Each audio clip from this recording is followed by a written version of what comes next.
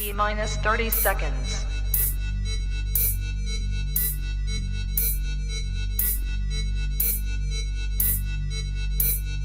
T-minus 20 seconds.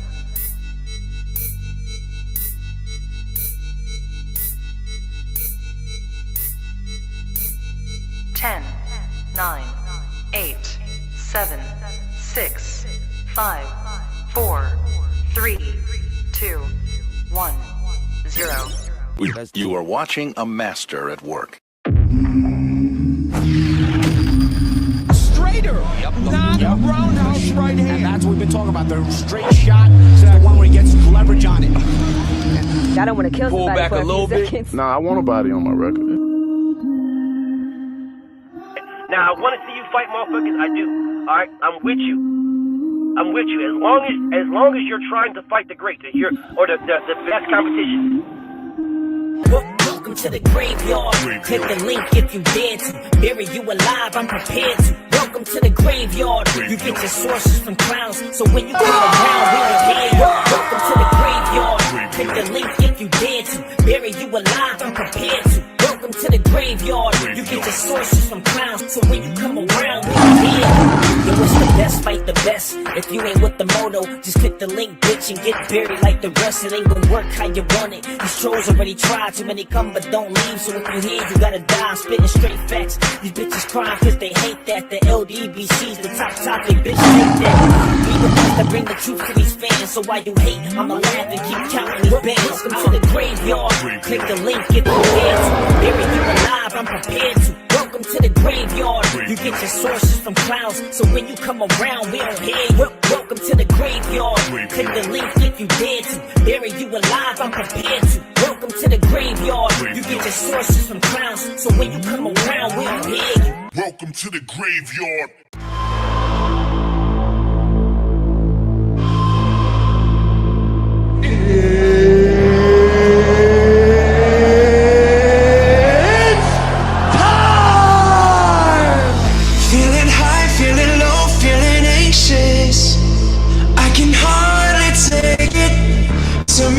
Shut me down and back on again.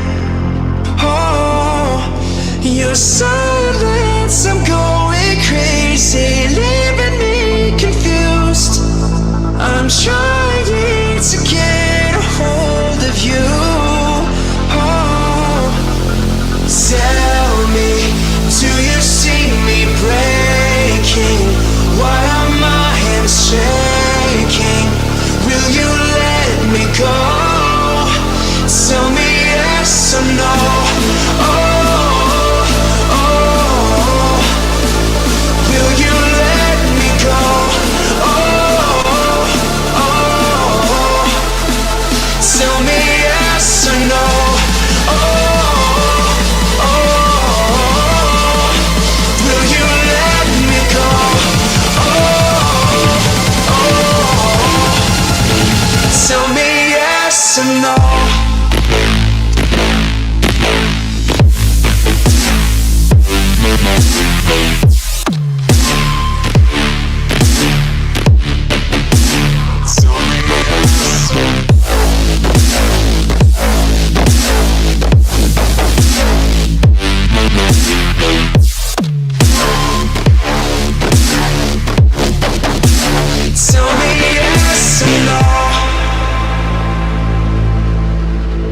Losing time, losing hope, losing patience. Need to be updated. Turn me down, turn me up and back down again. Oh, your silence, I'm going crazy, leaving me confused.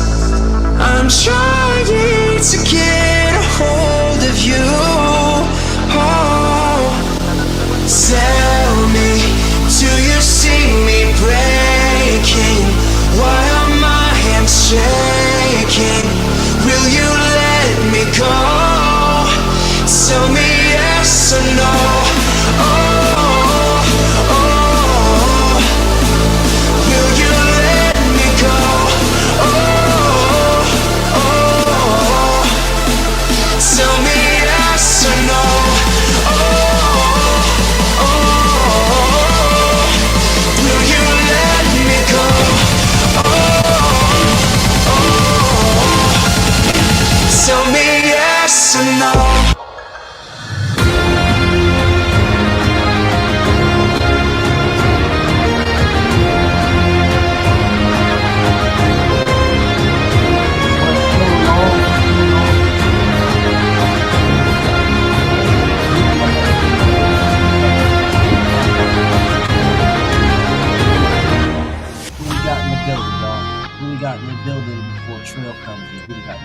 Dirt Gang, what's up, homie?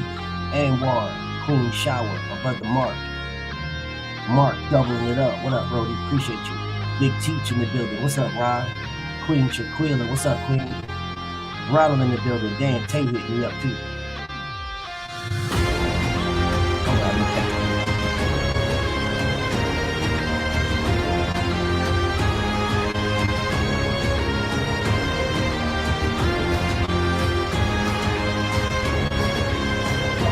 Let's get back to the round 8. Slam, what's up, homie? Mr. Nathan, sick. Rangers Nathan. Rich in the building. What's up, King? King Varney. Right on cue. Every time I call somebody King, it's like the next person I call is King Varney. It'd be really weird. My brother's people. What's up, homie? Ambrose 817. Daryl, Detroit is in the building. Eric O, what's popping? Kawhi. The Droof. Stephen L, my Brody. What's up, King?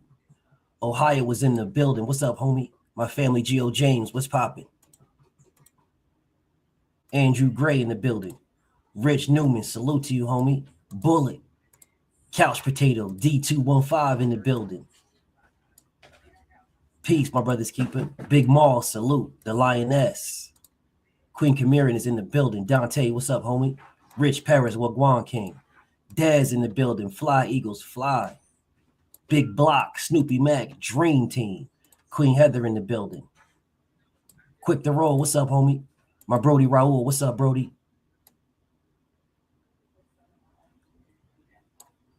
Canelo ducked me in the building. What's up, Dash? Make sure I got everybody. I see you, Zay. Well, you'll have the opportunity to ask him. Keggy, what's up, homie? Nadi in the building. Khalid, what's up, homie?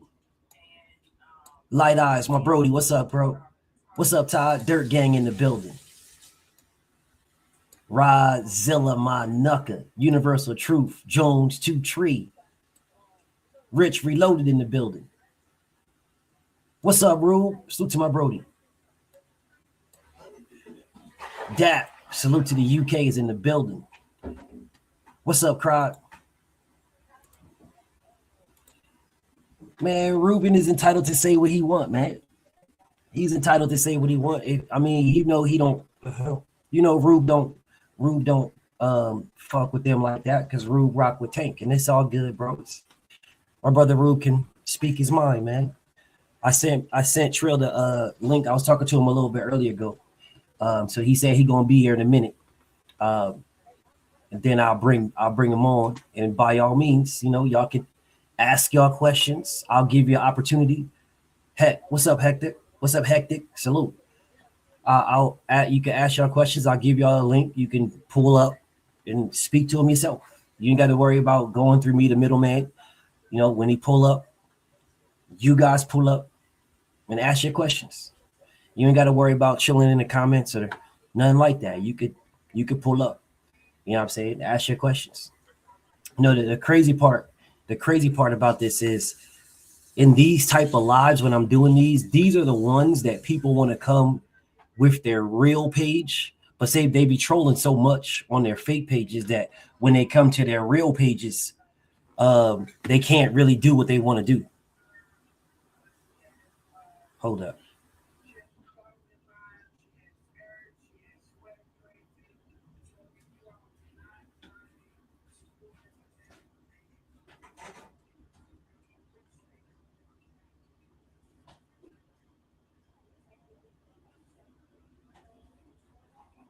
Hold up. Tay hit me up.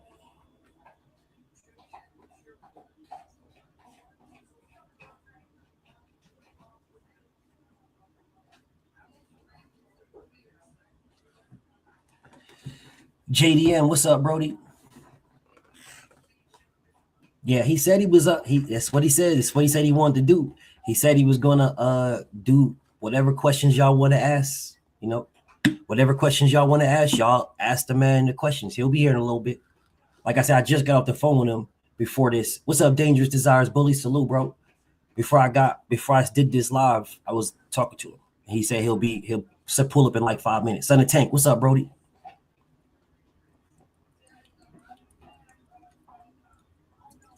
Ask him, Dish. Just BE, what's up, Brody? You ain't gotta ask me. Ask him. When he pull up, ask him. What I would say to you guys is, it's real funny that Teofimo Lopez can somehow get money from Top Rank to send Devin an offer. So it's real funny, but mysteriously Shakur couldn't. That Shakur couldn't get this offer, and you guys really believe this shit. Y'all believe this. Bob Arum literally said there was no offers. But let me guess, y'all believe Bob when you want to believe Bob, and then you believe Tio when you want to believe Tio. Teofimo Lopez said that he sent Devin an offer. That's what he said. He sent Devin and Kambosos the same offer. That's what he said. That's what he said. And Bob Arum said he's a liar. We didn't send anything. But yet here you niggas are talking about, yo, man, yo, I want to know what's going on, man. He sent $2 million. How is Teofimo Lopez sending an offer for $2 million to Devin Haney when Teofimo Lopez had 3 belts and the WBC franchise belt? Devin only had 1, but Tio sent the belt to him. I mean, Tio sent him an offer, and somehow the $2.4 million was more than what Tio said he made.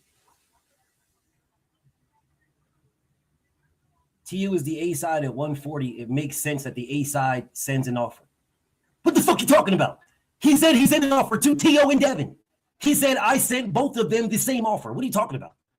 George Kambosos does not fight at 40.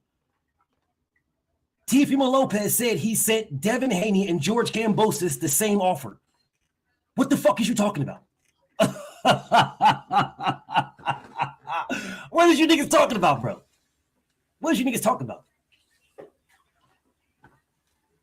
What are you talking about?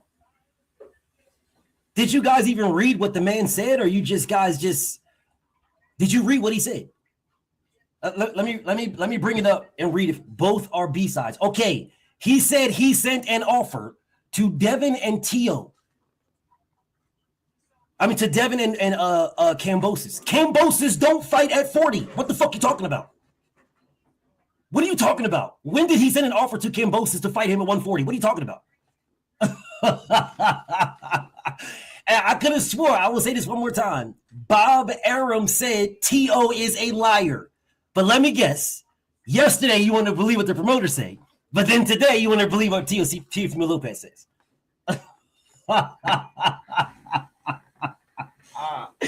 Yo, y'all niggas is bugging, bro. Y'all are bugging. Your disdain is fucking bonkers, bro. We don't know what weight the Bosis fight will be. George Kambosos is in line to fight Shakur Stevenson. Fuck you talking about? Yeah, it's George Kambosos and Kid Austin who are in line to fight Shakur Stevenson. It's those two guys. And it's mainly Cap with Kid Austin. So it will more than likely be George Kambosos. So what the fuck you talking about? Core is fighting Kid Austin.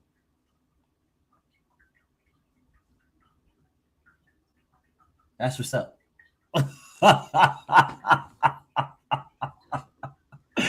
That's what's up, man. That's what's up. That's what's up, bro. That's what's up. That's what's up. No, Kambosos is going to 140. That's what's up. Cool. See, the crazy part about this situation and scenario, the crazy part about this is the things that you guys say, y'all don't care and nobody cares. This is no disrespect or shade to anybody. No, y'all don't care and nobody cares. He told Shakur to drop the belt and move up. Yeah, he told Shakur to drop the belt and move up for Devin Haney for the 25%. That's what he told him to go for the 25%. Whatever, bro. Whatever. Hey, listen, bro. When Trill pull up, you guys can ask whatever questions y'all want to ask, man. Whatever. but that's what y'all want to ask. Kid Austin versus Shakur is confirmed for February 22nd. Sure, man. Sure.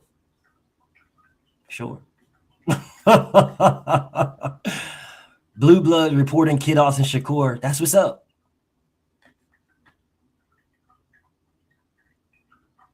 Okay, sure. Who is Dennis? Why are you asking me? The fuck you asking me for? What are you asking me for? When Trell pulls up, you can ask him.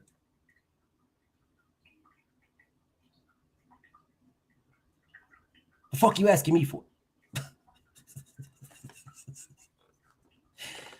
Motherfucker say, at least T.O. sending offers.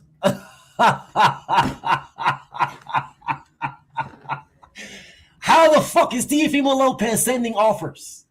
Teofimo Lopez is not the fucking boss. He don't send shit. Bob Arum sends. Bob Arum said nothing. Bob Arum said nothing was sent. So how did T.O. send anything? You niggas is fucking weirdos. Y'all fucking weirdos, bro. So let me guess. Teofimo Lopez Promotions is now sending offers. Where's he getting the money from? Where the fuck is he getting the money from? It's so funny. It's so mysterious and miraculous that when it goes against Devin, oh, you guys is, man, y'all, it's what it is. Yo, Castillo could do it. But if Devin says he sent an offer, then all of a sudden, Devin didn't send an offer. Did Devin accept the offer? Where can we see what Bob said? I'm going to tell you where you can see it. Here's where you can see it. That's where you can see it right there. Sit on the sidelines, grab your cup with two hands, with the dick-shaped Lomachenko straw, and suck away. That's where you can see it. That's where you can see it. Sit on the sideline with your Lomachenko cup and your fucking Lomachenko dick-shaped straw and suck away. You can see it right there. That's where you can see it. That's where you can see it. You can see it right there. That's exactly what I'm going to do to all you weird whole ass niggas that do this stupid ass shit. Every last one of y'all motherfuckers that will come in here and will say some shit that you will not say when it comes to the fighter you dick ride. You won't say that. But if you'll say it now, then you will sit in the fucking sidelines and you will watch from the sidelines or fucking leave. I don't give a fuck which one. You will watch from the sidelines or you will fucking leave. If you will not ask of your fighter what you ask of someone else, then you can get the fuck out of here. Just that simple. It's just that simple. Because I don't remember Lomachenko sending anybody a fucking offer named Gary Russell and fighting a rematch. I don't remember it. I don't remember it. I don't remember it, bro. I don't remember Lomachenko sending Gary Russell an offer for unification. But I do remember the Lomachenko dick rider saying, oh, well, why would we unify if the other champions didn't want to fight Lomachenko? Why would we unify? Why? You goofy motherfuckers running in here talking about Teofimo Lopez. Oh, well, I showed you what this man said. Maybe you forgot.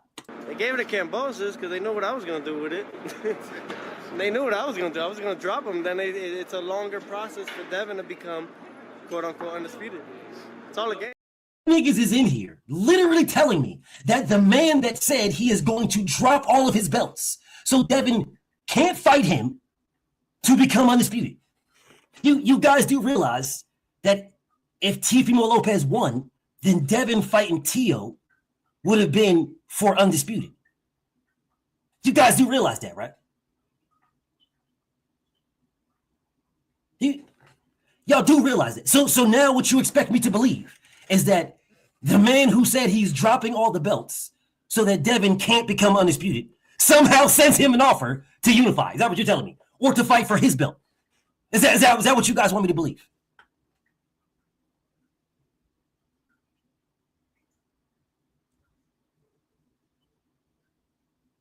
I'm curious. The hate that you niggas have for Devin is fucking bonkers. I can play you. I show you what this man says himself.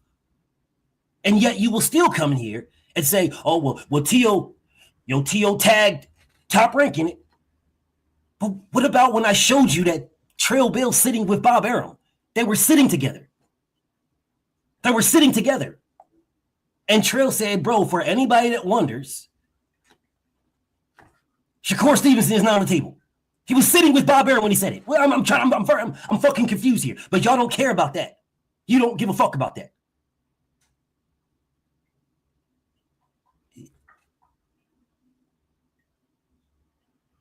Nigga said, because he tagged Top Rank. Well, nigga, let me tag Top Rank right now. Let me tag them niggas.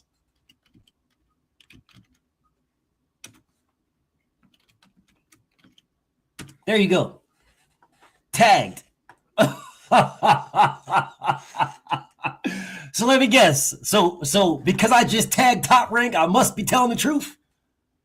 Man, you niggas is goofies, niggas. Fucking goofies. Fucking goofballs, bro. Straight goofballs. Well, we didn't meet with Bob. Well, we meet with Bob. When he went to the meeting was to fight you. And Bob said, you're not on the table. So then there was no meeting to have.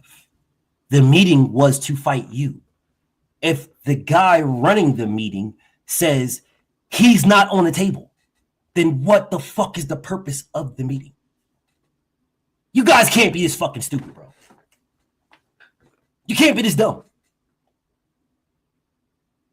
You can't be this dumb, bro. Hold up, Trill just called me. Shit.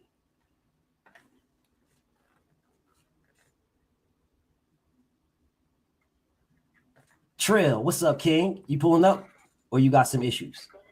Okay, bet. Say less. All right, King. Trill about to pull up now. Of course the nigga lying, KO. Motherfucking full litigations, but you sending offers. Nigga, you were in full litigations, bro. You're suing them, but you're sending offers. You're suing them, but somehow you're suing them, trying to leave fucking Top Rank, but somehow sending offers. Nigga, stop. Stop the cat.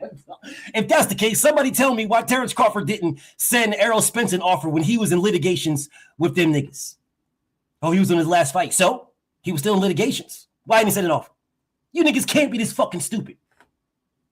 You can't be this dumb, bro.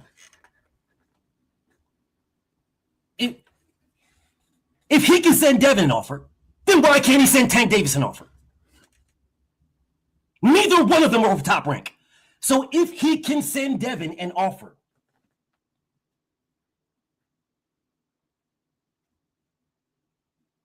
if he can send him an offer, please tell me. If you said whichever monkey wants the banana, then why didn't you send bananas to the monkeys? You got offers. Devin's not with Top Rank. So how can you send Devin an offer, but you can't send Tank one? Devin and Tank are PBC, not PBC, they're pay-per-view fighters. You're the B-side to them niggas. You're the B-side. Shut the fuck up, nigga. That's what you can do. Shut all the way the fuck up. And you can sit your goof ass on the sidelines once again. As a matter of fact, that's exactly what I'm going to keep doing to you. I'm going to keep putting you on the sidelines. You know why? Because you a sideline type of nigga. Yeah, you's a sideline type of nigga. So I'm going to keep putting you on the sidelines. That's what I'm going to do. Oh, I'm not going to block you. You's a sideline type of nigga, so I'm going to keep putting you on the sidelines. And you could come jump on in and write some stupid ass shit and go right back to the sidelines. Because you's a sideline type of nigga. Don't get mad at me. That's what you is. You do that self. You do those things to yourself. So because you do those to yourself, I will address you. I'll address you exactly how you are. That's exactly what I'm gonna do, KO. I'm gonna put my nigga Black on the sideline because he's a sideline type of nigga. I'm gonna sit him over there with his sippy cup with the Lomachenko dick-shaped straw and let him enjoy the salty flavor.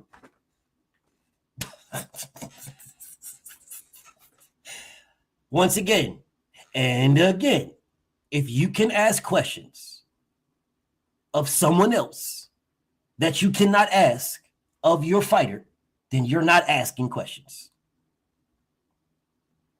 Sorry. Sorry. What you will do is sit in the sidelines, just be mad or leave. That doesn't matter to me.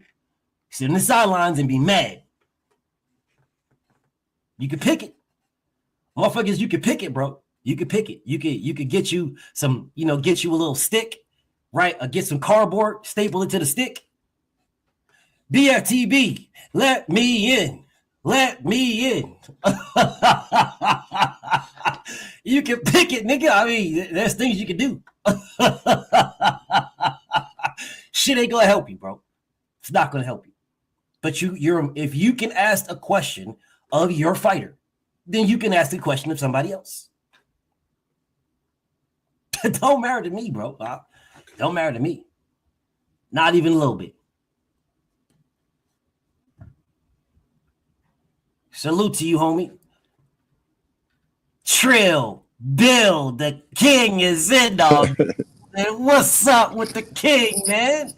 Shout out to you, BFTB. Man. Everybody in the chat. What's happening? Man, we chilling, Trail. There's a lot of stuff going on, man. A lot. And the crazy part about it is they running around saying Devin ain't this and Devin ain't that. And all I got to do is say Trail going to do a Q&A in the graveyard. And then everybody got all these questions. Everybody want to ask these things. Everybody want this and everybody. Well, if Devin ain't what they say he is, then nobody should care. But whatever. I'm not even on that. I'm not even on it. It is what it is. You know what it is. And I know what it is. They can act like they don't, but we both know what it is. So, Trail. Yesterday, you and I was talking, King, and you said you're going to answer the question. So what I'm going to do is I'm going to allow people to come up and talk to you. But I'm going to moderate. See, your page, I lay back. Over here, I can't let people disrespect you, dog. I can't. Come on with it, King. You know what I'm saying? Come on with it, King. As much as you want to do, I'm going to fall back. But I can't sit here and let motherfuckers disrespect. You know, I'm in the graveyard and I respect the graveyard rules. You know what I mean? You said it, and I'm gonna follow. I can't do it, King. On your page, I can let these niggas say goofy ass shit to you. I can't do it over here, dog. I can't do it, bro. That's all. But I'm gonna go ahead and I'm gonna fall back. I'm gonna put the link in the chat and fall back and let people pull up and ask you questions. Now let's see who really want to do it, because they was over on when you was going live on your page. Oh yeah, they was clicking the link in a heartbeat to talk some goofy ass shit. They was clicking the link, but see, they over in the yard now. It's a whole different ball game over here. So if y'all really want to, there you go. Now let's see who pull up. Let's see who pull up. But until then, while I'm waiting, because if people really wanted to, hold on 1 second. This guy, Black Truth, right? He clicked the link immediately because he wants to talk to you. But the thing about him, Trail, is he's retarded. And then I'm being honest with you. I'm not even going to bust it. Like, nah, you ain't got to say it. I'm gonna say it for you. He retarded, bro. And the thing about it is Lomachenko is his savior. And I keep telling this man that you offered Lomachenko a rematch. I was standing right there. So can't nobody tell me I'm lying. I was standing right there. It was those guys that refused what you offered. It was them. But yet everybody say, oh, we got to do a rematch, bro. So Mr. Moss is in the building. I'll let you speak to Mr. Moss. But this nigga Black will sit there for a little bit and think about what he did to himself. But here's Mr. Moss, and I'm gonna fall back. Hey, what's up, fellas? Hey, BF, man. Hey, Mr. Moss. Yes, sir. Yes, sir. Not much, man. Great job with your son, man. I think he's a great technician in that ring. My question is this. A lot of times fighters talk about keeping a fighter on the outside, keeping him on the end of that stick of that jab. How important is distance in boxing? And when a boxer tries to cut that distance, Bill, you know, is inside fighting something that you guys work on often, where you're not throwing punches, but you're just working on just hand technique and just inside fighting? Is that a thing? Oh, well, you know, at 26, Devin is, you know, now in his prime years. You know, and to be a complete fighter, you got to do it inside, outside. You know what I mean? You got to move around. Yeah. You know what I mean? You got to be a complete fighter. And I mean, we work on everything, you know. And and listen, we got something in store the next time you see him. We've been working on some special things. He has an arsenal of tools. It's just about him bringing them out on that night. Last question, then I'll take it off air. And again, thank you, BF. A lot of boxers, Bill, you know, there's gonna be nights where in your toolbox you may need the Phillips, the screwdriver, the flathead, right? And a lot of boxers, in my opinion, are really one-dimensional. They're not versatile fighters. And so when you fight and this question is just a general question. This isn't geared towards Devin, but I mean, how do you feel when fighters are one-dimensional and when they're pushed to the limit and they're forced to do something that they're not used to doing because you can tell in sparring or maybe behind the scenes they're not working on it? How devastating is that to a boxer and his coach? I feel like boxers should be working on everything, and it just seems like in today's new era they're not. Like they're 1 or 2 dimensional, and then that's it.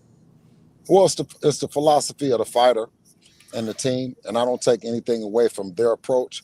You know, I know we have ours, and I mean, you know, you've heard the cliche of 1,000 different kicks or 1,000 of the same kick, right? And you know what I mean. Yeah. So, a case in point is, you know, when you have something that's working, right? They hammer that in, and they continue to work that. So, it's just a matter of the coach and the team. You know, this is boxing, so you'll see a little bit of everything. But don't you feel like, Bill, that there's going to become a night where your fighter will be pushed to the limit and maybe he's actually do something that, because if it's working, I get you, it's cool, it's all fine and dandy, it's working. But a fighter can come along, right, and just force you to do something that you don't want to do or you haven't been working on. Like, what's your thoughts on that part of it, though? Because it seems like a lot of boxers. No, absolutely. Okay. No, absolutely. And that's true. You know what I mean? A lot of times, even with Devin at the level that he is, they study him a lot more than we get a chance to study that person, you know, or that other fighter, you know, because there's so many that's looking at us at the same time, you know. And, you know, you're going to get pushed. You know, you're going to get pushed, and it's going to be uncomfortable in there. So you want to work on being a well-rounded fighter, being a complete fighter, you know, in the gym, you know. So that's you pointing out something that's very, very important. I appreciate you, man. Thank you, BF. Thank you, Mr. Moss. Yes, sir. Salute to the homie Naughty. What's up, Naughty? Yo. Naughty. Sure, guys. Peace, King. First off, shout out to BF. Thank you for this opportunity, man. I appreciate it. I watch your videos every day. Big fan, bro. I respect the work you putting in. Bill, I just got a quick question. Nothing too technical or crazy. At what age did you realize Devin was special, and what was it that he did to make you be like, oh man, you know, I really got one on my hands here? Before he started boxing, for sure. All my kids are special, and I noticed something in all of them, you know. But I'm looking for it too now. You know, I don't know if you have any kids of your own, but No, me sir. as a parent, right? That's my whole philosophy is to look at home for the stars and not on television. Mm-hmm. So you know what I mean? I'm looking in my kids, and I'm looking at their passion. I mean, and he's always been an athletic kid. He's always been aggressive, you know, and you know, I noticed that he was special way before boxing. Okay. See, that's that.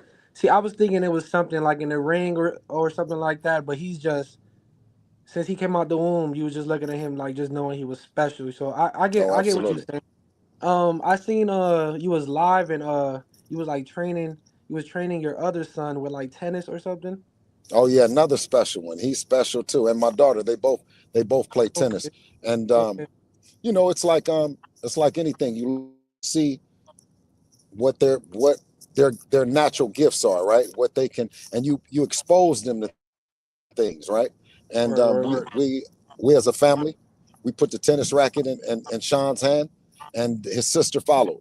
You know, but it's that I was speaking last night, said that they're going to turn pro, and it's just a matter of how good of a pro they're gonna be. It's going to come down to how dedicated they are and how dedicated we are as a team. And the same thing was with boxing. It's a little bit different when you talk about basketball, football, and baseball, because those are team sports, and they're also extremely corporate in the sense of, if you're not picked, then you lose out. You know, so it's a lot of guys that I believe that aren't in the NBA that should be in the NBA or could have been in the NBA over the history of the NBA, over the league, you know? So, yeah, that's what we chose, tennis, and we chose, and I would have probably chose golf or one of those other kind of sports that, you know, that if you put in that work, if you put in the work, you should be rewarded. And it shouldn't be a whole lot of the politics. Not that there's not a whole lot of politics in boxing, because there really is. And that's a big reason why we stayed independent doing our own thing, you know? Devin started his company. Yeah. We went to Mexico. We went to Mexico and got started. You know what I mean? Yeah. You was fighting in bars, clubs, you know, knocking people out, doing what you had to do to get to the stage where you have to be. I think like your first big fight was on like Showtime. Yes, like, Showtime, first, Showbox. Like, national. Yeah. Okay. Yeah. Showbox. Mason Menard. Facts. Yeah. I just had a couple questions, man. I respect you and your son, and you know what you guys been doing. BF, thank you, man. I appreciate it. Keep doing that good work, man. We need you out here. Salute to you guys, man. Appreciate you, King. Yes, sir. Appreciate you, Naughty. Cry, what's up with you, homie? Hey, how's it going, BF? Man, it's good, bro. Yep. All right. Hello there once again, Mr. Bill Haney. And hello. I wanted to ask you a question in regards to Devin's career. When it came to him being his own promoter, a lot of people that criticize him say that he's not his own boss and he has to work with other promoters telling him what to do. Could you explain? No, let's take that back. Other promoters got to work with us. We came out of Mexico doing it, like the brother said. You know, we went on Showtime, Showbox. The promoters got to work with us. If the promoters don't work with the fighters, they're out of business. Yeah, I wanted to get more insight off of that, because a lot of people that do criticize against Devin try to say that Devin doesn't have control in his career. But in terms of how he makes his fights, does Devin determine what the fights are being made on his terms? So therefore, if promoters don't want to work with Devin can say, okay, I don't need you. I can go to any other bigger network or any type of promotion that can give him a better deal. Oh, absolutely. That's the part of, you know, us as a team, and DHP, Devin Haney Promotions, is putting the right fights on the table for him.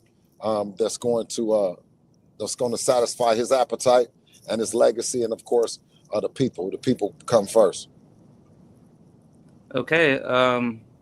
Yeah, but my last question would be, could we see Devin Haney get get more opportunities to become undisputed in the future?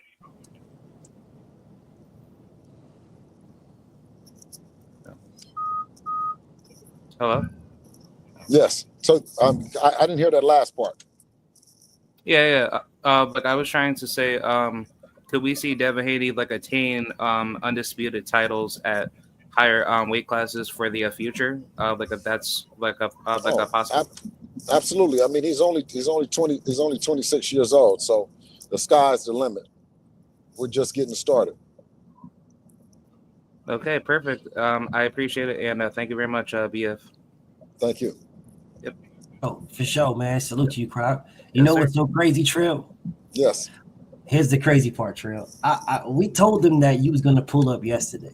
We told them. Now there's almost 400 people watching right now, but only questions that I see people writing some questions in the comments, but I'm not going to read them because they have an opportunity to actually talk to you. Right? Yes. They don't gotta watch some video of hearing what you're saying, and no, they all these questions that people believe they have, they can actually talk to you. So there's no reason to write questions in the comments. Trill said he's going to take time out of his day, you know what I'm saying, to come chill with his brother over here in the yard and answer you guys questions. He said that yesterday. Y'all was here when he said it yesterday. So why are you guys shy? Why are you guys now all of a sudden timid? All these things that y'all be saying all these other times, Trill. Man, and I know sometimes you be peeking in, like you and Dan be peeking into the chat, listening. I know y'all be seeing all the weirdness and nonsense, but now all of a sudden they can answer questions they want to, and nothing now. Well, hey, listen, with a name like Best Fight the Best, who doesn't tune in? We tune in, you know what I mean, at some point in time, unless, you know, I'm on the plane or unless something with the kids or something like that. But I'm always in the graveyard. It's crazy though, Trill, bro. It's so crazy, man. It's so crazy that they see what we do every single day. They see the grind, they see the work, they see it. They know exactly what I say. I stand on everything I said, everything. Yet they still aren't here asking no questions, nothing. They still just chilling, bro. Nothing. It's just me. You know why? Bro, we you know might as why, well just talk, BF? bro. You know why, BF? Because they trolling and we rolling. You know what I mean? Straight ahead. You dig? I mean, I got some questions that I want to ask, but I'm not going to ask them. I'm going to wait for somebody else. Oh, here the homie Chop Shop. Let Chop pull up. Let Chop ask Trail some questions. Chop, what up, Chop? Salute my brother BFTV. Salute, Rock. And Trill B. Hey, salute, Chop. Hey. Andre, salute. I see you. You fell off. Go ahead. I'm gonna let you go ahead and cook. Hey, first of all, man, you know I want to say salute to the number one dad in boxing. You feel me? Mashallah. For sure. How's Champ doing right now, man? What's his mind state right now, man? Oh man, he's doing good. He's feeling good. Of course, you see, you know, family. It's all about family. So, you know, we're for it. We're having a good time, brother. Hey, I wanted to say, are y'all really entertaining another fight with Ryan Garcia, man? I mean, you know, if he was to accept it, would you really entertain that? You know what? Brian had an opportunity to make a big statement and to show the world that he wasn't intentionally using PEDs. You know, that he wasn't a PED fighter by career. You know, he chose not to go in Nevada. He chose not to entertain going into Nevada, right? And now I hear that he's doing an exhibition, and he's still not talking about VADA or any kind of drug testing. So until he does that, then I don't pay attention to him. Yeah, because with that being said, man, I really don't want Devin to fight him again, man. And it's not because I don't believe in Devin's skills or I believe Ryan is better than him. I believe that Ryan will cheat again. There's nothing to stop him from cheating again. Because he's a king troll. He's a king troll. He's a king troll. You know what I mean? He's full of lies. He uses religion. But you know, he's a racist. Don't forget racist. Yeah. Well, he uses and also he uses religion to push false narratives and lies instead of actually doing the right thing. You know, and you see what the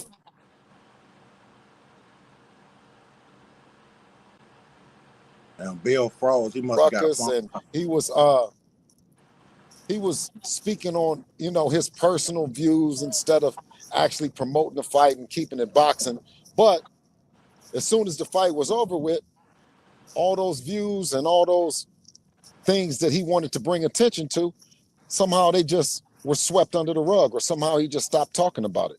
You know, so it was like just a major distraction to boxing for a guy like Devin, who's accomplished in the sport, to fight a non-accomplished fighter who's fighting an exhibition right now in the wake of him testing positive for a PED, just shows that he really doesn't care about the sport.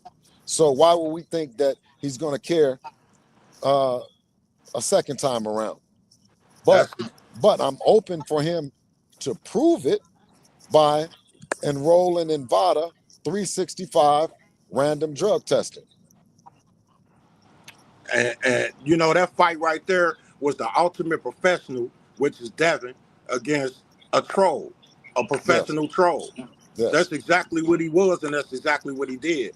And I hated it how, you know, a lot of the people that look like us dismissed the cheating and the PEDs like that was okay just because they wanted to see Devin lose. And why did you Well, want to see Devin lose? Because he got a father that's in his corner, that raised him, that instilled values into him, that we all should want to see in our offsprings.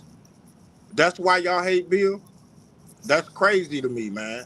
Hey, yeah, Bill, well, that's something that's deep down and rooted inside of them from the pain that they've experienced, and I'm empathetic to that. You know what I mean? To my brothers and my sisters who suffer from the lack of having a dad, or the lack of having um, fortune, fame, or anything that they might see Devin have, and just draw the wrong inferences from it. You know, I mean, we put in the work, and we never signed with a major promoter for any time at all. Only thing we did was co-promotional deals, but we did that. Not We could have made more money. We could have been protected. We could have done all the things that the other fighters have done, but it would have sent a false message to those that comes behind us. When they say pay it forward,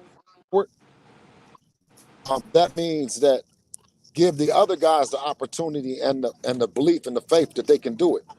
Like, I knew Floyd before boxing. You know what I mean? 50 and Birdman and all these guys that wanted to be a part of Devin's career. Respectfully, we chose not to do it because it would have sent the false message that you have to be with those guys, right? You don't. right, What you have to do is to really perfect your craft. You know what I mean? Care about your team. You know what I mean? And put in that work, man.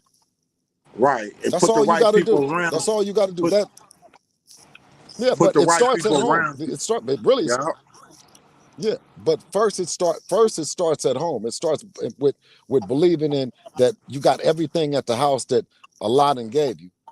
You know what I mean? right, Like my cousin didn't choose. I mean, he chose this car, right? I chose this hoodie. I chose the house that I live in, but I didn't choose the day that I was going to have Devin. I didn't choose that. Allah gave that to me. You know what I'm saying? Blessed me and his mom on November the 17th, right? And I've only biologically had 4 kids, right? Out of all the time that I've been doing I've been blessed 4 times. So that'll show you how valuable that is. How, right, you know what I mean? How different that is, right? right. You choose other things, but I really believe that having kids is a responsibility and a blessing.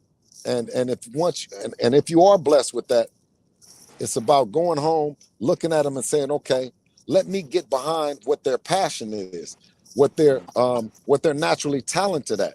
And that could be whatever. In the case of, my mom and dad, they didn't believe rap music was going to be what it was going to be.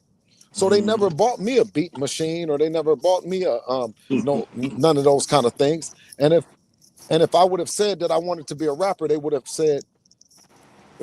kind of frowned on it, because they weren't as open-minded as I am, right? To the Right. possibilities of a kid being anything in the world. And one example is the YouTubers, right? I mean, it's YouTubers that's killing the game right now. And it's an Yes. opportunity for kids to do that. And if parents understand that kid has a great personality, he's charming, you know what I mean? And it's an opportunity for them to do that. Right. Buy them all the stuff to start interviewing and start doing things like that. But I'm giving that as an example to what rap was to what YouTubers are now. You know what I mean? Hey, Bill, speaking of rap, man, did you ever hear that theme song I made for Devin, man? I sure haven't, bro. Yeah, man, I made a theme song for him when he fought Loma, man. I'm gonna have to send it over to you, Get it man. to Be B. looking All right, out get it for to. it. All right, get it to BFTV too, though. That's my man. We talk every day.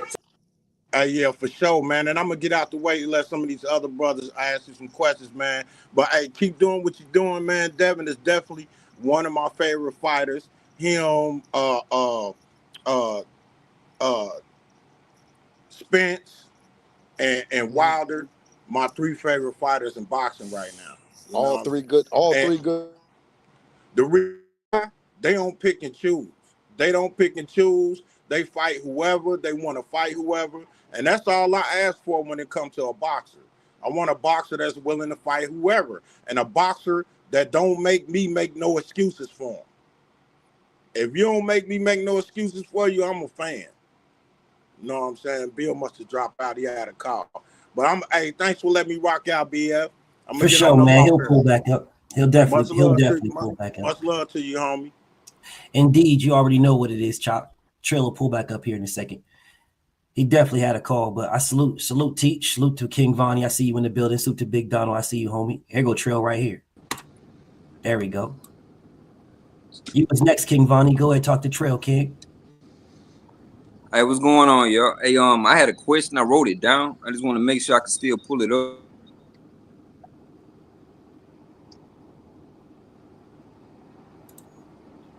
King Vonnie, you fell off, homie. Just go Oh ahead. yeah, my bad. I had to You look go. at my question. My bad. There you go, bro. Hey Bill. My question was I might mess it up a little bit because I can't read off of it. But given that you all do all the things, everything the right way, from my point of view, y'all do everything the right way, go above and beyond to do everything the right way, but receive all the criticism as if you don't. Does that get a little discouraging and make you just want to fall in line with all the nonsense that go on in boxing, or do you just like to stay steady and just do the right thing just because it's the right thing? No, we stay on doing it the right way because that's the only way that we learned it. You know, we didn't learn the BS. You know what I'm saying? Although, you know, the more you in this business, you understand that that's just a part of the business, but it's not a part of our DNA or our makeup. Devin spent a lot of time, man, in the sport. Like he started when he was like 7 or something like that. So he got almost 20 years of worth of dedication into this. That much time, and then the right way, and then the wrong. They're doing it the wrong way, but they're not having no long-term success. All right, thank you for answering my question, bro. I'm about to fall back. Salute, Brody. Big Donald, what's up with you, King? Talk to Trill. What's up? What's up? Can y'all hear me? I got you, King. Hey, man. Hey, thank you for letting me in, big bro. I've been trying to get on here for a while, man. It's always a bad time to get on the video.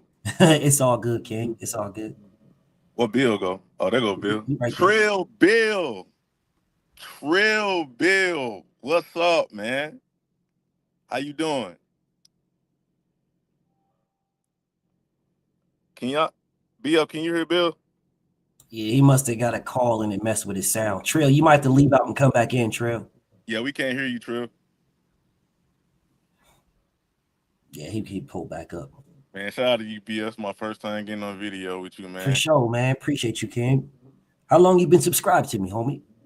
Man, I ended up subscribing to you like 3 times, bro. They kicked me off your subscription. Wow. Bro, off 3 channels. Well, 2 channels, my bad. Wow. Trill. Hey, King. What's up, bless you, man, and your family, man. Mississippi in the house, man. Mississippi in the house. Man. That's one Yes, place sir. That's one place that I haven't been yet. I keep telling you about it every time I get a chance to say something to you. You gotta come, man. You in, Devin. Yes, sir. Yes, sir. All right, so first off, I want to give a shout out to BF. Give a shout out to you, Trill Bill. I appreciate y'all for being on this live. I got a few questions. I had a lot of questions, but I got a few important ones I was going to ask first. First question, what made y'all decide to go and be like, let's bring Mickey Bay back in the mix? Because I actually love Mickey Bay, and I like that y'all brought him in. Or back in. Me and Mick has always had a great relationship. Um, he speaks his mind, I speak my mind, and I like that about him. I like the fire. I don't like someone that gets offended, because when we're preparing to go into battle, you know what I mean. I want those juices. I want to know, I can say something, and you can say. Mick is a fighter, and he comes from the same school that Devin comes from, and that's that Floyd Mayweather Sr. So we Right. always talked about whenever Mickey retired, because he knows the playbook, that we were going to come together and make this happen. Stop right here, cuz you got to back up, because it's a dead spot right there. Right. Yeah, and when I saw it, I Can you was still hear me? smiling. Can you still hear me? Yeah, I hear you. Can you hear me? Can you hear me? Yeah. No, Okay. Mickey, yeah, I can hear you. Yeah, no, Mickey is a fighter. You know what I mean? Like, I was a fan of him as a fighter, and now I support him as a coach. And he's learning the game. And I expect some big things out of our team this next fight. Yeah, me and my brother actually coming to that next fight. I don't care where it's at. I'm with you. Wherever Devin That's right, fighting at, we That's gotta right. come. Buying tickets early. I don't want no missed That's seats. right. My next You question. you are invited. I'm invited. I appreciate that. Yes, sir. We love Yes, sir. you and Devin, man. You got a lot of love from Mississippi. I don't know if you knew that or not.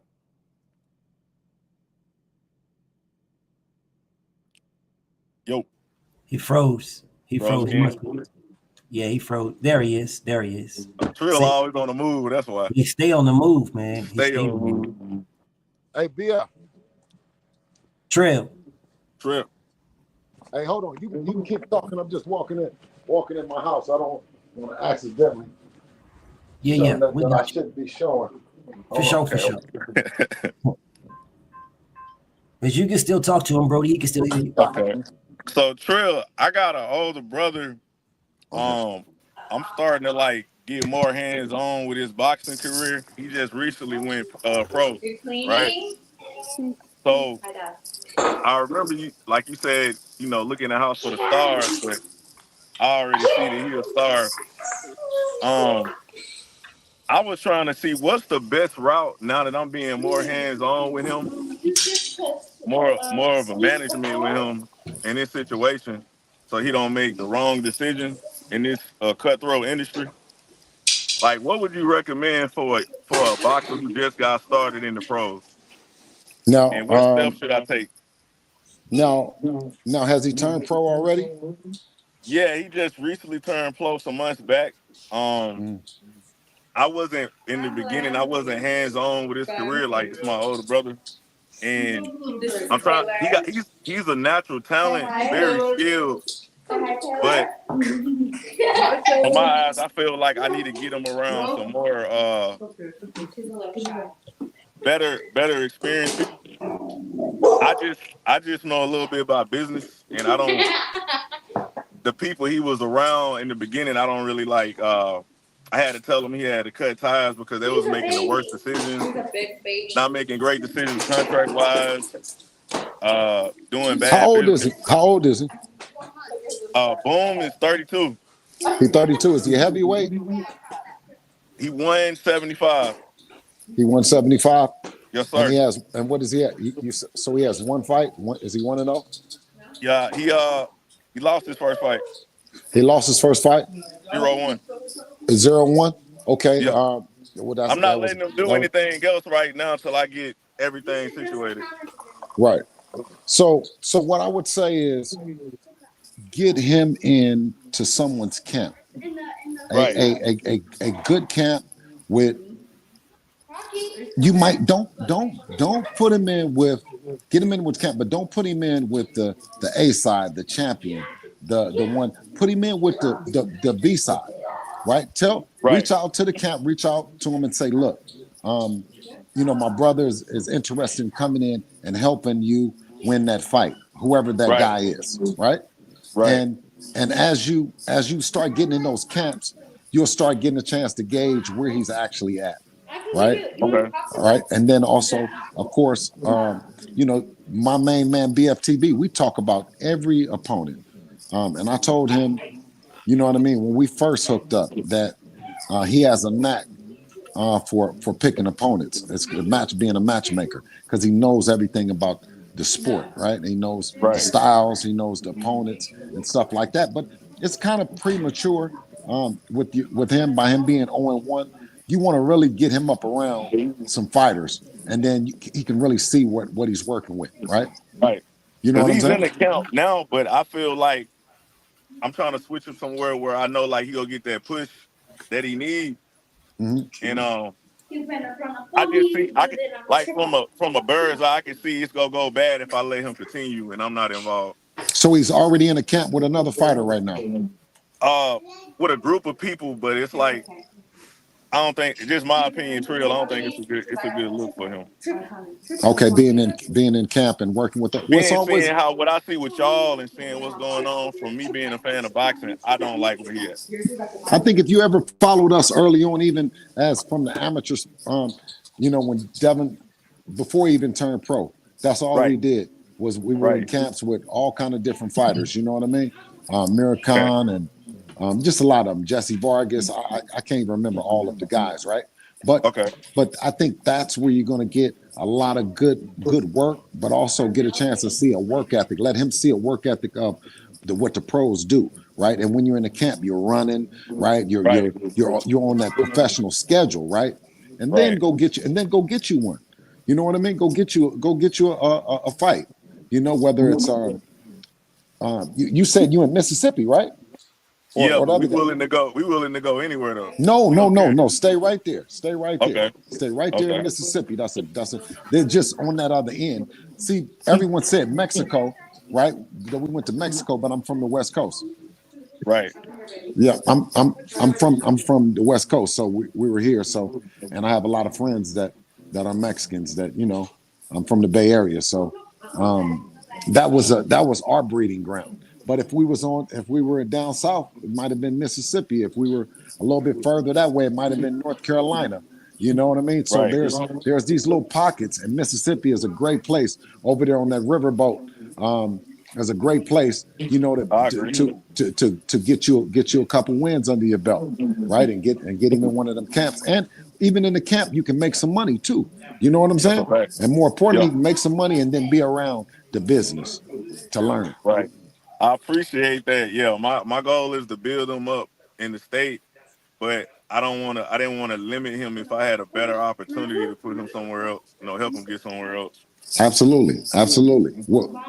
Well, I wish you well and I wish you luck. And you know what I mean, keep me posted. Keep me tuned in. All right. Could I send you some of his training material? Would you mind? I'll Absolutely. give it to BF. Absolutely. Give it to BF. BF and he'll get it right to me. All right, bet. Hey, look, I'm out. Appreciate you, BF. I got love for you and Trill, Bill. Appreciate you, I'm out, man. That's all I needed. Salute, Brody. Salute. I see the sensei in the building. Big Teach, you next, but I know Sensei got something to rock with, so I'm gonna let Sensei go teach, and then Teach, you got it next. Oh, you look just like your daddy. Oh my God, you look Sensei, like talk to the king. Talk to him. Talk to him. Yo, what's Twin. good? What's happening? Salute to everybody. Hey. Salute to everybody on the panel. Appreciate BF letting me up. What's up? Hey man, Storm. listen. What's up, brother? I just wanted to say that you know, you brothers got my support 1000%. Thank you, King. And you know, every time I get a chance to speak on something solid when it comes down to what you all are doing for the sport and the path that you're blazing, it always comes back to something about when people don't know exactly how to fall in line with leadership. You know, it's been a problem culturally, specifically to us, but you guys are really lighting a way. And when we see that there's a lot going on right now in the sport where some doors are starting to close. you know, and people are having to make decisions and make changes and everything. BF knows this as well as anybody else that listens to anything that I have to say. I've been putting word out that they should be getting on to you, your company, your leadership, because it is a way to do something outside of the box. And it's very important to show that type of support, because when people don't know, remember, the game is said to be sold, not told. But quietly, you know, I've been doing my part by saying, but it's gonna take some work. But I really like what you guys are doing, man.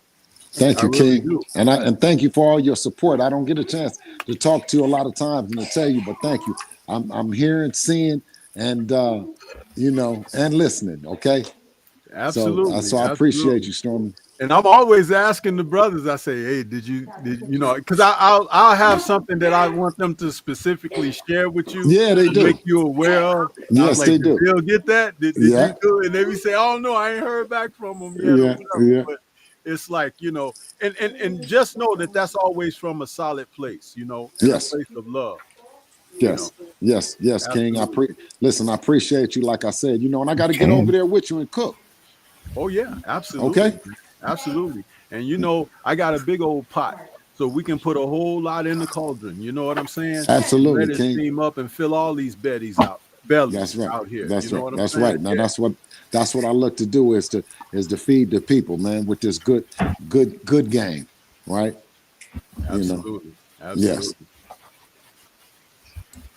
Was that all you had, Hey man, yeah. You know what?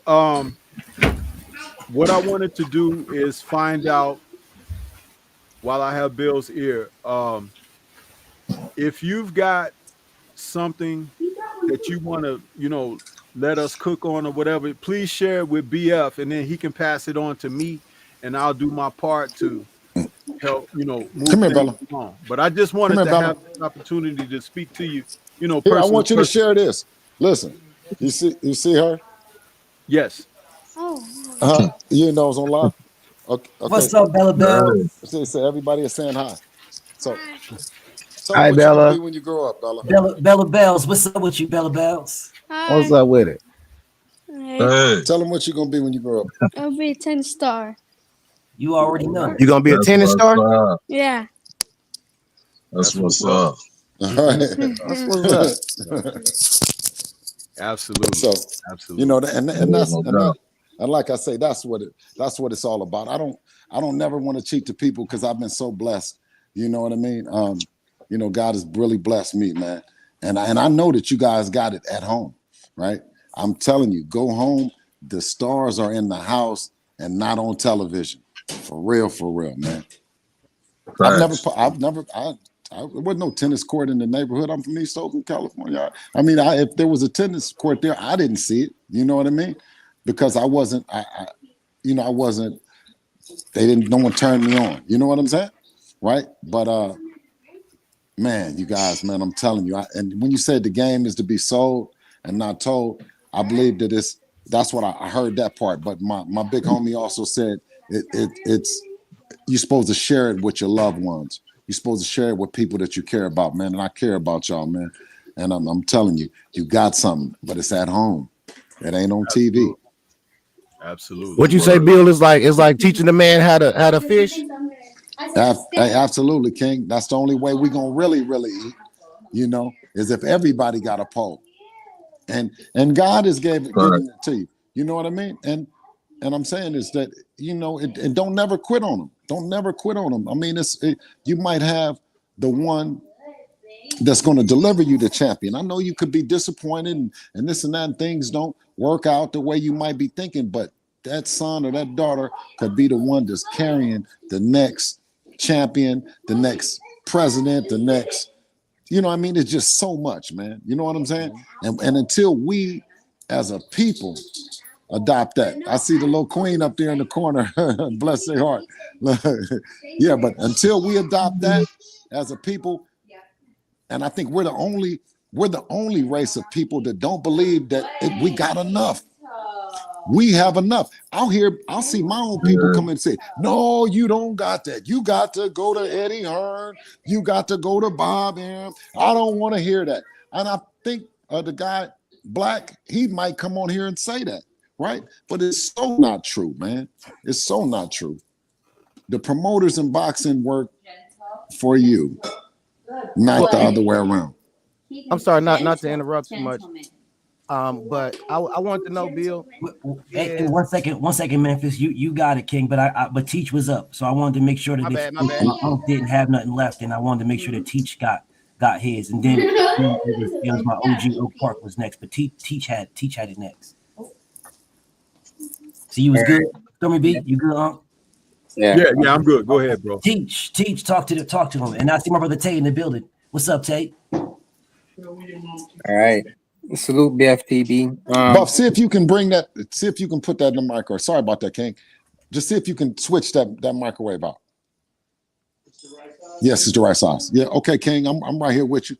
Yeah. So salute BFTB. Thank you for making this Q&A. Thank you, B, for your time. And salute to the panel in the chat.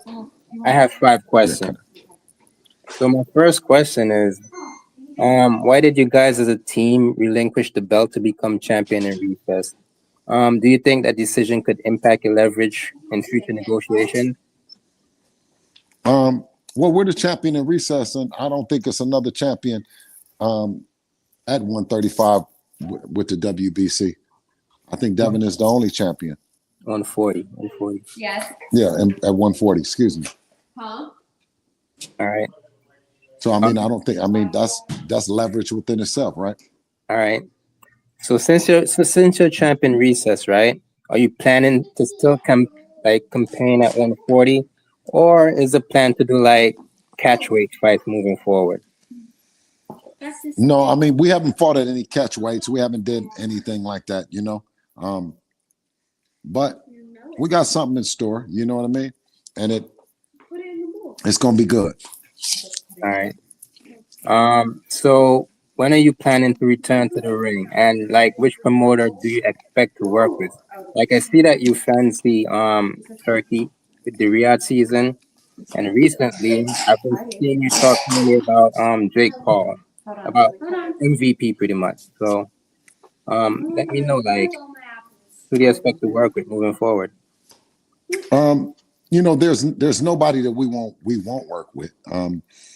Of course, it's a dream of mine, and Devin has expressed the same to fight in the UAE. Turkey has showed all signs that he's willing to make the fights happen that can't happen in the U.S. between promoters or fighters or whatever that don't believe that they're getting their just due. I think that's what Turkey has said, that he's going to step up, and he stepped in to make sure that those fights happen and the fighters are compensated. So we look forward to that, and of course I've been vocal in public about what Jake Paul has done in boxing, and that's only on what people hate is that they created that measuring stick. They said the numbers. They said this and that. And when I give it back to him, I said, well, Devin got the accolades and looked like Jake then came in and got the numbers. Well, they say to me, well, that was only with Mike Tyson. And I say, well, if it was MVP Promotions, now follow me, right? Here's a fighter that when he started his promotional company, he's never fought anybody, right? But you go get Mike Tyson and you get 72,000 people to watch this fight. That sounds like that's a new face of boxing, right? A new way of looking at boxing, because 72,000 people said so. I didn't say so. I didn't go to the fight. It was 72,000 people that said so. And I don't know, 20, 50, 40 millions of people that watched it, so and everyone says, they wanted to not look at that and not dismiss it, but then they want to talk about the other guy's numbers. So I kind of just threw that out there. All right. So this next question could be a simple yes, no, or no comment. Right? Depends on you. So, like, can you update us about the lawsuit? Is that still ongoing with The Oscar? what? Can you update us about the lawsuit? Is it still ongoing? Absolutely. All right. And my last question. So this pretty much recently happened today. So is it true that like Tio sent you guys an offer to fight? No, Tio didn't send us an offer to fight. We were talking with Top Rank about the Teofimo Lopez fight. And of course, he carefully calculated, never talks about the fact that Turkey put the deal on the table. And the deal on the table was for $5 million. He didn't take it then. And he came back with Top Rank to do a deal. And a deal that we didn't believe that's right. We don't believe that's a reflection of the numbers. He asked for 55% of the pay-per-view, and he's never did a pay-per-view event. That's off basis and asinine within itself. All right. Yeah, so that's it from me. Thank you for answering my question. Absolutely. Thank you, BF. Appreciate you, Keith. OG Oak Park. What's up with you, King? Talk to the people, OG. Where you at? OG. Can you hear me? Tay I got Jones. you, OG. Tay, what's happening, Tay? Is that Tay What's down there? good? That's Tay down there. He waiting to talk to you. Tay, I ain't seen you in forever, in many moons, Tay. What's up? Yes, we waiting. But, OG, my OG out there, my OG Oak Park, he a Bay Area hitter too. You know what I'm saying? And he wanted to speak to the king. Hey, what's up with it, Mr. Bill? I'm gonna keep it short and sweet. You're doing great things with your son. I appreciate you, especially from where we come from. I'm from Sacramento. You already know where I'm at. Sacramento. Right, you know what's up with me. And I just, can't wait to meet you. Respect to the LDBC, respect to Tay and Stormy B-Man and all the other you brothers. You know what I mean? Y'all have a good one. I'm out. Hey, keep doing what you're doing with that queen too, okay? Off top, man, to the death of me. You feel me? That's right. You know how we do it up north. We up north. You know what I mean? You know what we gonna do. Yeah, for sure. I'm watching all the time. Y'all keep knocking these niggas' heads off. Right. You feel me? Yeah. Hey, come on, Ace. Hold on. Salute to my OG. Hey, salute my brother. Nonito is in the building, man. Nonito and Queen Rachel in the building. Oh, what's up, Queen? Hi, hello. What's good with you? I haven't seen you since the fight. Wait, what did you say about the fight? She said she hasn't seen you. Oh, yeah. You stay in the shadows all the time. Yeah, I do. People don't even know who you are, I know who you are, but they don't even know who you are and what you be doing. Good. I like it like that. Real estate. I'm into real estate. I'm an agent and investor. Yeah, that's all. You don't need to Okay. Yeah. So that's my baby. So she does all our real estate stuff. So it's a family affair with us, okay? And I'm telling you guys, y'all got it. It just and it happens. It's like all different things. It's not just one thing. You know what I'm saying? Of course, we know a lot about boxing, and of course, I think the normal thing would be to do is to push my son in boxing and put my daughter in boxing because that's what we know. But no, I challenge myself and to follow their passion. And my daughter likes tennis. She's into real estate. You know what I mean? My other son is in tennis and my other son is in boxing. So, and of course, Little manages, he does all the road managing and all the stuff, all the sponsorships and all that stuff for Devin. That's my oldest. You need to call the twin is what you need to call him, to be honest. Yeah, that's Lil Bill. But he's not. He's here. He has my two beautiful grandbabies, and he's having. I'm sad though, but he's having Thanksgiving with he has his family now too. You know what I mean? So yeah, so he's with the in-laws. Indeed.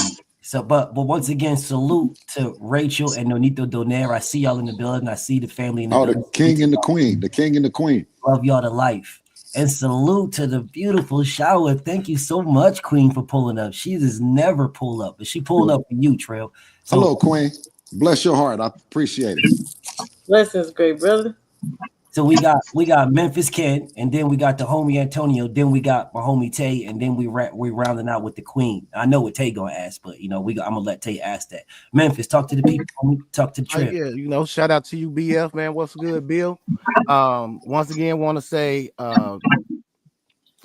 very proud of you guys' success. To watch your father-son tandem has been something to aspire to be like with my sons, and to try, like you say, to find their passion and then try to help them build and work towards that versus just identifying what I like. So I do understand that. Now, to go to my question, it's kind of pinpointing off of what or piggybacking off of what Teach was talking about in regards to like some of the different manners of promotion that you guys utilize, like because of the type of numbers that the unorthodox method of how Jake Paul and Mike Tyson. So their fight, even though granted, it's still Mike Tyson. Yes. So definitely we already knew it's gonna have some level of success, but to go with the unorthodox method of having it streamed on Netflix, this way it gave a lot more people the opportunity to tune into it, and really. So I'm saying that's something that you guys may be thinking about looking into as far as a possible option versus the traditional route of the main networks that we know of, versus trying to see if this Netflix thing, if it was just a fluke, or if that right there is a way that we can actually still increase the fighters' payout. No, that's a great question, but and I like the word non-traditional because nothing about us is traditional, and if it means exploring other avenues that through a Netflix or wherever, we're open to it. We're not closed-minded about anything, and I'm not, because it's all about providing that right opportunity for Devin, to further, his legacy, but also feed his appetite as well, and the people, so who knows? Hey man, look, like I said, I just know I remember the first time I even saw any film on Devin, and I was like, man, who is this kid? I ain't even gonna lie. At first, I thought he was one of the Mayweathers because of his nose. I was like, oh no, man, hold on. But I was like, you sure that ain't a grandson of somebody? Like, and then his skill set was so sharp at such a young age. I was like, this remind me of somebody, and so like just to follow the career, and then to see how that kind of era of young fighters was coming up together, the Shakurs, the TOs, the Tanks, and then to see the route that a lot of those other fighters have taken outside of, like I say, the non-traditional path that Devin has taken, and to see it's almost like night and day in some of their ascending opportunities to stardom. And like for a long time, I remember BF kept telling a lot of people that was on here, hey man, look, I ain't even talking about Devin, but y'all, somebody gonna bring up Devin. So so it's like even though a lot of people want to deny or just not accept what his abilities are and the way that he goes about handling his business to be at the level of utmost respect, then you feel me? And sometimes we just got to realize, hey man, if somebody ain't hating, you ain't trying. So and I do understand that. I know you guys didn't get to where y'all at if it wasn't for the time, the effort, and the hard work to get there. And I'm pretty sure it was a lot of sacrifices that had to come along the way as well. And with that being said, I just want to say, man, I really appreciate the time. I salute you. I like to follow some of the methods that you utilize because, like I said, I got two young boys. I got one 4 months and one 10 years old. And the 10-year-old hits like a mule. So, I was like, man, look, if you want to fight, we're going to put you in there. So, hey, man, you got to at least try because you never know what you can achieve if you never put the effort in. So, that's what we try to teach around here. But like I said, I try to soak up a lot of the game that, y'all have, even when we talk in boxing, but boxing is so much deeper than just the hand-to-hand combat aspect of it. Boxing is family. Boxing is hard work. Boxing is dedication. Boxing is financial gain. It's a mean to an ends. It's so many different ways that you can look at just the core of what boxing can do for a family as a whole. Yes.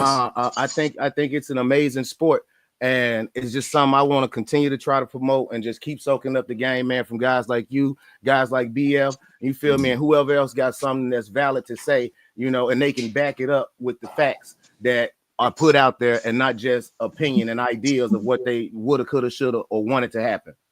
Absolutely, King. Absolutely. You on track. You on track, and keep me posted. And I'm here and I'm supporting you. All right. I appreciate it. Definitely. Y'all gonna be hearing about it sometime, man. But you feel I'm just letting him get his wheels on them. I was like, bro, you can't keep fighting in the bathroom at school. So man, that was what Devin. Yep, that was the exact same thing. Because he was playing football, and he was really good. You know what I'm saying? But he's very competitive, and you can't run the ball, throw the ball. You know what I'm saying? You can't do the both. You know what I mean? You can't do both. So I understood with him that he's an individual sport. He's very competitive. He wants to be the center, right? He's on the center stage, right? Like for most people, and all these guys that are boxers, that they're very much, you know what I mean? Devin don't fear in front of people. Like, you know what I'm saying? He likes the lights. He likes people to watch. You know what I'm saying? So that's he's confident. He's just a different kid. You know what I'm saying? He's not scared to fight. And when I saw that in him, I said, man, I'm gonna take you to the gym. You know, I said, I'm gonna take you to the gym. You think you tough? And he looked back at me and he said, okay. And I said, all right. But me not knowing, I'm thinking that I'm gonna go to the gym and I'm gonna get him whooped up, dusted off, and then we're gonna get back to this football. And it didn't happen on the very first day, one of the coaches, he yelled out to me, said, man, your kids are natural. And we had been running touchdowns, doing everything, and I'd never heard that. I'd never heard that he was a natural, right? Mm-hmm. So I always say, if a kid is fighting and they're saying he's bad and they're saying he has ADH or whatever those clinical terms, and put him in the gym. Let's see what he can do. You might got something special, because I know that's my story.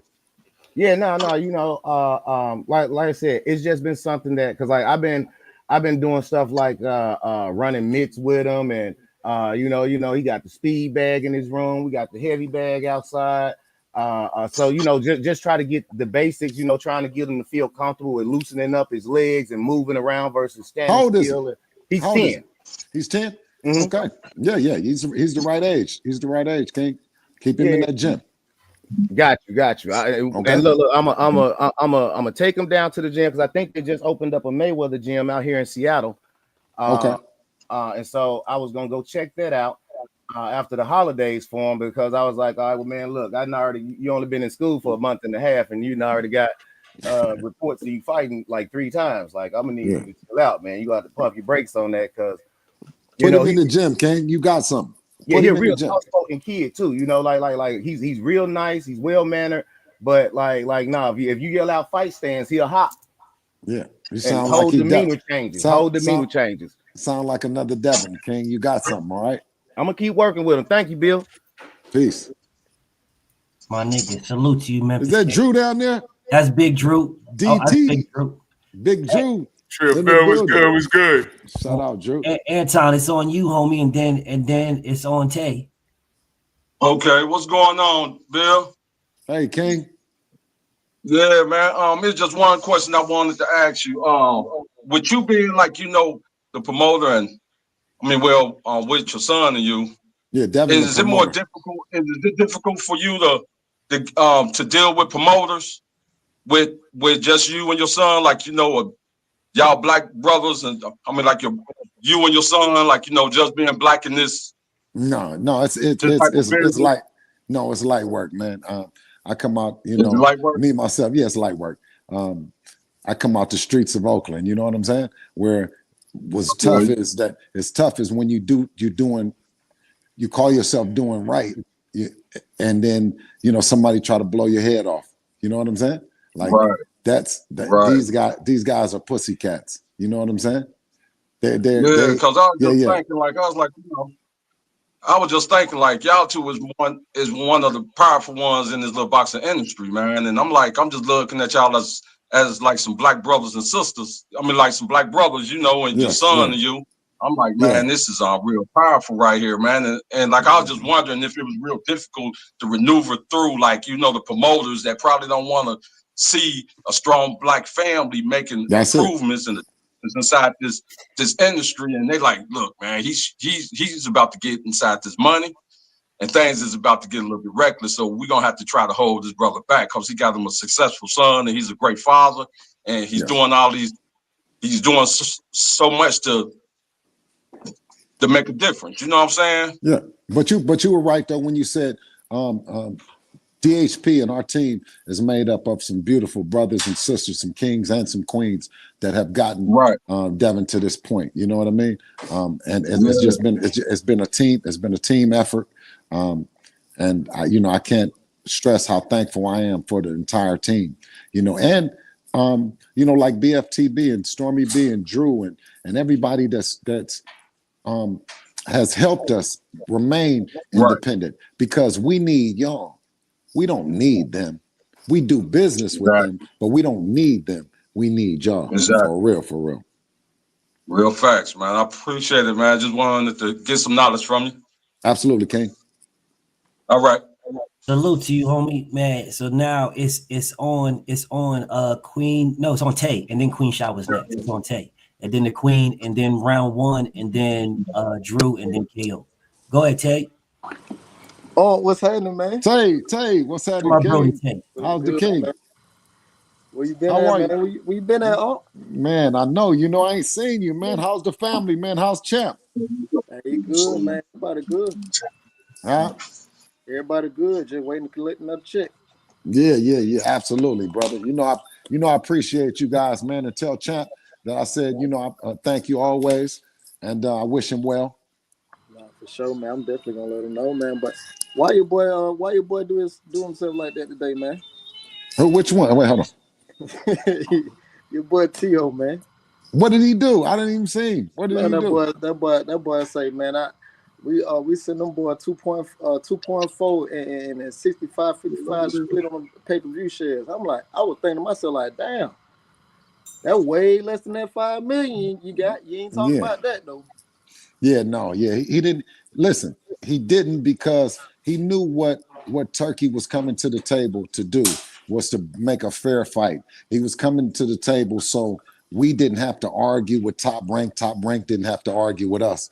So they let time go by, right? And I said it. I told everybody. I said, okay, you gonna duck the fight when Turkey got it on the table, right? And then he waited and said he put something on there. Man, you haven't even fought on pay-per-view. You man, come on, man. Come on, to be saying that you offered us 2.4. Remember, he's never made no money. So to say what the 2.4 is to us, he might just not understand business. Yeah, I know, man. You definitely know. I know. Man, we gonna look, man. We gotta go ahead and get this other fight out the way, man, because everybody bullshit. Yeah. We gotta go and get the other fight out the way, man, because win, lose, or draw, we gotta see the Tank fight, man. You know what I mean? We gotta see that, man. Yeah, well, I go into it like every fight. We going into it to win. You know what I mean? And of course, it's on them, right? I mean, it's on them. Right. She free, right? Yeah, absolutely. Absolutely. We're not tied to nobody but ourselves. Right. I can't wait. Well, I just, I wanted to happen, man. Shit. Like I say, I always thought them two was the one. Yeah. One to really carry everything in the sport of boxing. You know what I mean? He's a tremendous fighter, young fighter that possesses a lot of power, a lot of excitement. You know what I mean? And if we weren't mentioning his name, then what would that say about Devin and us as a team? If we weren't calling them out, we call them out because they have a tremendous fan base in that DMV area, and particularly Baltimore, where I got a lot of love for a lot of real solid individuals around there. So anytime we mention him, we mention it because we respect the sport and we respect the fans of him. You know what I'm saying? We're not calling nobody out or fucking with nobody that don't nobody care about. You know what I'm saying? Right. No, I understand. I mean, shit. Yeah, I know you understand the game. But whether he say his name or not, people gonna find some way to goddamn, downplay it, debate about it. Who gives a fuck? You know what I mean? Yeah. So long as people get to see it, you know what I mean? Absolutely, Tay. That's all it is, man. What about Champ? What is Champ gonna do? Oh shit, Champ training right now. Like as we speak. You got something up, huh? Yeah, he got some up his sleeve, man. He had to get some other shit squared away, but told him if you're gonna do it, gotta do it right. You know what I mean? I really don't want him to, you know what I mean? But it ain't my life. You know what I mean? Yeah, just thing I could do one is thing to support him, support your brother through it. You know what I'm saying? And that's the thing. And that's the thing as fighters, and I know with my son, he's, you know what I mean. He's been fighting all his life. You know what I'm saying? Right. That's what he does. You know what I mean? Like the one plays tennis. He plays tennis every day. You know what I mean? That's what when you find their passion, you find your purpose. You know what I'm saying? He was put on. He was put here to be who he is, and I support him. And you got to support Champ as well. Right, man. I'm not playing no tennis with your son. That boy, I seen him play balls the other day. I'm not doing that. Son getting raw. I'm telling you, he getting raw, and he getting tall. So what I did was when I researched about tennis, I looked at all the champions in tennis. Of course, I knew that my son was going to, have some athleticism that's traditionally not on the court because of just it's not very many of us. So I said, okay, cool. So we're going to go into it with an athletic edge. And on the top, his mom is, she's 6 foot tall. So I know that in tennis, the average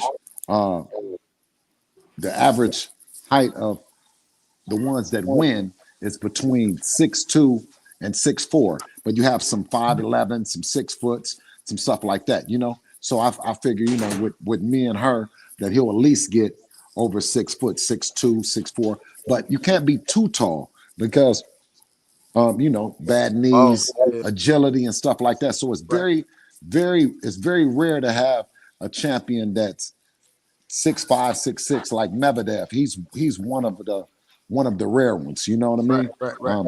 But the average is like 6 foot to 6'4". So that's why I thought with him. Now with Devin, because his mom is like 5'4" or something like that, right? So I knew that he wasn't going to get tall, but I knew that he was going to be matched against someone his same size, right? Same weight, and that would be fair. You know what I mean? So, but with Devin, he's fly every day. It's the incident at the fair. You know what I mean? So he's constantly in the limelight, and there's constantly times where he can fight. He can get into something. That's never going to change, right? Those are the incidents that I'm scared to death, Tay, is when he goes out, he got the Richard on, he got all that stuff, because there's no fair fight. But when it comes to this boxing, I'll put him in there with anybody in the world, right? Because that's a fair fight, right? Unless the PDs, and I told my baby, I said, man, it's one thing that Dad can't protect you from, and that's fighting the PDs. You can have all the skill in the world, but if that other fighter is on drugs, right, it's going to be a different. You know what I mean? You forgot one. Be different. You forgot one too. Overweight? No. You can't fight the man in the suit who planning and organizing things. Yes, that's true too. That is true too. Tay, you know the business. Come on, man. You know what I'm talking about. You know the business. But even with that, right? We've always said that no matter what we're saying on the outside of the ring, no one can get in there and fight for the fighter. You know what I mean? It's mano to mano, right? That they're getting in there. And that's the thing that I love about it. And that's what I love about this sport for him. But he's a fighter. You know what I'm saying? He'll fight a guy 6 foot tall. It don't matter. You know what I'm saying? He'll fight a guy 250 pounds. But me, as a dad, I like the fact that I manage him and I put him in situations that it's on an even playing field. You have to that fighter, no matter how tall or whatever, they have to be 140 pounds, right? And with the nature of the business going into it, the guy coming in 3 pounds overweight and all this other shit, and on the drugs, you know, it was just too much, Tay. Nah, for sure. You know, I know, man. No matter how people downplay that, you know, I know what it really is. You know. But my baby kept getting up though. He kept getting up. I you know, and then at the end, you got to commend any fighter that continue to get up. Shit. Yes, absolutely. I just love him. I love him, man. I just love him. He said at the end of the fight, he didn't complain. He said Allah makes no mistakes, and that's truly God does not make any mistakes. And I was so proud of him. Shit, you gotta be. Hell, I'm proud of him. You gotta be. You know? Yes, sir. Kept getting up, but then again, sometimes in boxing, you know what I'm saying, you need to see shit like that. So that way, I really got one now. Yes, you know what I mean? I really got one. People don't look at that aspect of it. You know what I mean? People don't look at that aspect of it. I was gonna ask this one last question though. Now you must be making a lot of these content creators mad, man. I be seeing some outrageous stuff, but especially from the ones from near your area. So if they feel some type of way, they can contact me. But especially ones from around your way, continue to go at Devin. I'm like, bro, this man must have pissed on your wife or something. Yeah. Well, it's gonna be two ways. It's gonna be two ways. Either you're going with us or you're going against us. You know what I mean? But at the same time, I hope that, you know what I mean, they feed their family and, you know, they cool with it. No, I'm serious. I pray every day. I pray for them. You know what I'm saying? I don't just pray for me and my family. I also pray for my enemy and his family because we both need it. You know what I'm saying? Right. And that's just the way that it is, you know. They keep us lit, you know what I'm saying? They get paid and whatever. So I don't care. I don't care about it. Nah, I understand that. I just think it's like, I just never mind. But yeah. No, but you know what though, Tay? Is listen, all those other guys, they say this, and this is how they get them off of them. If you really don't want them on there, just fake like you have a mental health problem, right? You hear the fighters, they say this, and then guess what? They're appealing, saying, man, please stop talking about me. Please stop. I can't take it. I'm going through this, right? And you'll see the media back up off of them, or you'll see the fans back up off of them. But our chin is up, chest high, like a real black man is supposed to. My mama was a Black Panther. My uncles were Panthers. You know what I mean? And I don't know any other way other than to be proud. Absolutely. I'm proud of you, man, for sure. Thank you, King. From the locker room in Saudi up until now, still before that. Yes, absolutely, King. Absolutely. You know, we've always been one. You know it, man. But that's all I got, man. I just wanted to chime in, man. Appreciate you. Make sure you tell the champ I said hello, man. For sure. I got you. I'm about to test him now. Okay. Appreciate you, Tate. No problem. Queen Shower, it's on you, Queen. And then it's on round one, and then it's Drew, and then it's KO. Queen. Now listen, hey, before you say anything, Queen. Now I you know, I'm over here. I got to follow the graveyard rules. But as soon as I seen you, I would have pushed you all the way to the front. You know what I'm saying? Okay. Queens first. You know what I'm saying? But come on with it. Come on with it. Can you guys hear me? We got you, Queen. Okay, I'm loud. What's up, brother? Blessings, Queen. Thank you. Blessings to the family. Thank you. I wanted to say, you guys were just talking about that fight, and I just have to say this first: that fight against Ryan. What Devin did after the fight, he's a class act. And yes, ma'am. Man, I'm proud of him. And you raised a great young man. I know you're proud of him. Yes, ma'am. I am. I truly am. Okay, so I just have a couple of questions. My first one is, you got Amari and Shamar on DHP. Do you have any other fighters? And or do you intend to have any female fighters? Oh, you know what? I love everything about what the sport is doing. From a female perspective, I support them. You know, and who knows? You know what I mean? What the future holds. But I do, and I like the way the female boxing, the place that it's in, and I totally support female fighters. Okay. Do you have any other fighters besides Amari and Shamar? No. That's it right now? Yes, that's it. Okay. This is it's a big question. So the next fight Devin fights, is it going to be at 140 or are we going to see him at 147 very soon? I know. As much as listen, as much as I'd like to answer that, at this time, you know, we don't know. It's up in the air. Of course, there's opportunities at 140 for him, opportunities at 147, but we just don't know. In all fairness, I don't want to tell you anything but the truth. Yeah. Okay. That's all I had to ask. Bless you. Thank you for being patient, Queen. Thank you for being patient and waiting around. Thank you. I was hoping that you didn't just, because it was a while, so I was hoping you didn't hang up. Because I would have. She knows. She goes to the line. I'm patient. All the time. I'll still be in here too. It was just. I wanted to make sure I kept the flow. That's all. That's right. Thanks, Bill. We love you. All right, love you back. All right, Queen. Round 1, it's on you. Hey, what's up? Hey, Bill. Nice to meet you. And nice BF, thank you for having me on. Salute.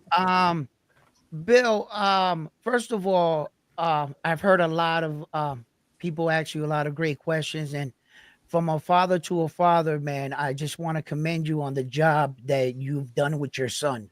Yes. There's in the sport of boxing, sometimes you see father and son combinations and duos, and when people try to get in between you and your son, and all the spotlight and the criticism and the way you guys keep it together, man, as a family, I just want to commend you guys, and you guys are very good for the sport of boxing. As far as a boxing question, I wanted to know, like, more or less, what would be a good fight for Devin? You hear me? Huh? Give him a second. He had to fall off. He'll pop right back. Hold on to that. Give him a second.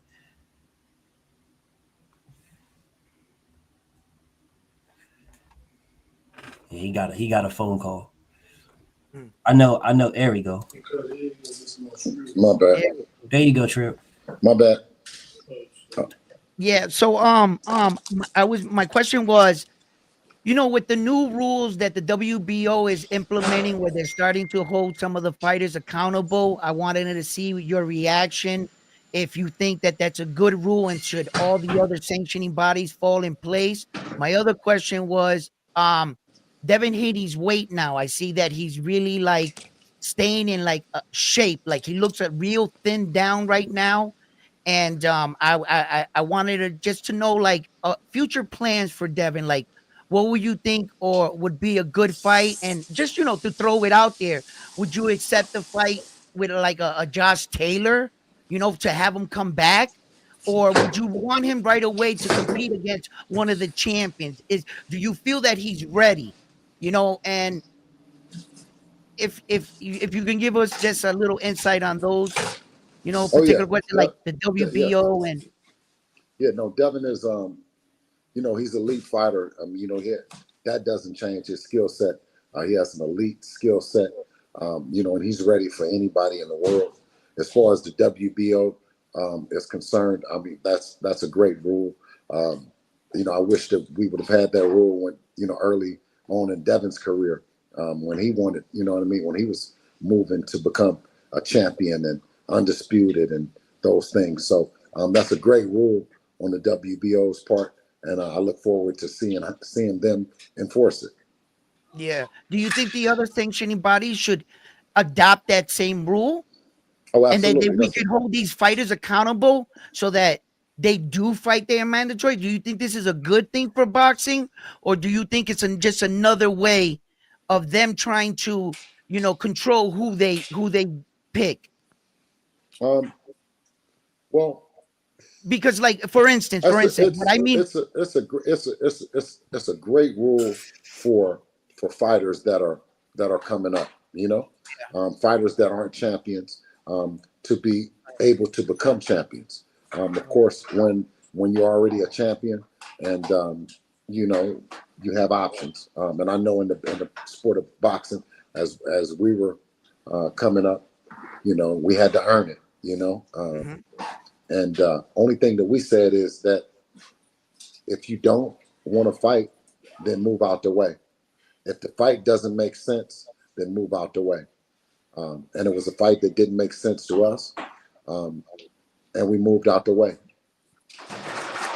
Is a Teal fight that makes sense to you guys? I seen that you guys were on social media and your son and Teal went a little bit back and forth there, and that's a fight that's a fight that definitely makes sense, and it's going to happen when that side approaches it in the right way, when they do the right thing. And one last question. Where's your son's status on with the WBC right now? And all the boxing rankings. As I look at the boxing rankings, I see that Devin Haney is not even in none of the sanctioning bodies. Could you just fill me?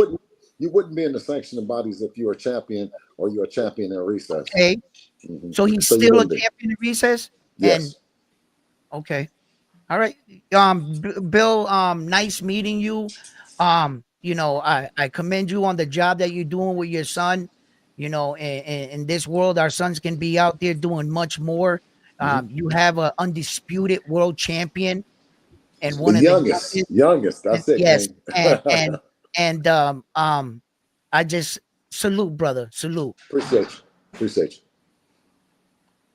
Salute. The Drew. It's on you, Drew. Yeah, buddy. Bill, what's good, Bill? Hey, Drew, knockout. Stop moving with that fidgety energy, man. You just twisting, man. You twisting. We gonna cook. You just twisting. Shout out Drew Titan and the mighty LDBC. What's good, man? That what you think it is, man? Chill out, man. I just got a couple real questions, Bill. When it's my turn, I ain't on that. We can get on that if you want to, but I'm chilling, man. I'm chilling. No. Listen, no. I'm gonna tell you though. I'm here. I'm here for it, and I respect all you guys. I respect all the channels. Good, whether you rolling with me or you not. You know what I'm saying? I respect it. I need it. You know what I'm saying? We need it. We appreciate it. We don't need no promoter. You know what I mean? We never needed a promoter. We came into the game promoting ourselves. What we do is need you guys to continue pushing this boxing forward, because without YouTube, without the YTBC, boxing would be dead. But Drew, what's happening, baby? I'm gonna keep it simple, bro, man. You already know, man. We brothers, we real shit. We talk behind the scene. Yes. I just wanted to, without dropping too many gems, give me a 2-year plan. Where do y'all plan on being? 2-year plan. 3-division world champion.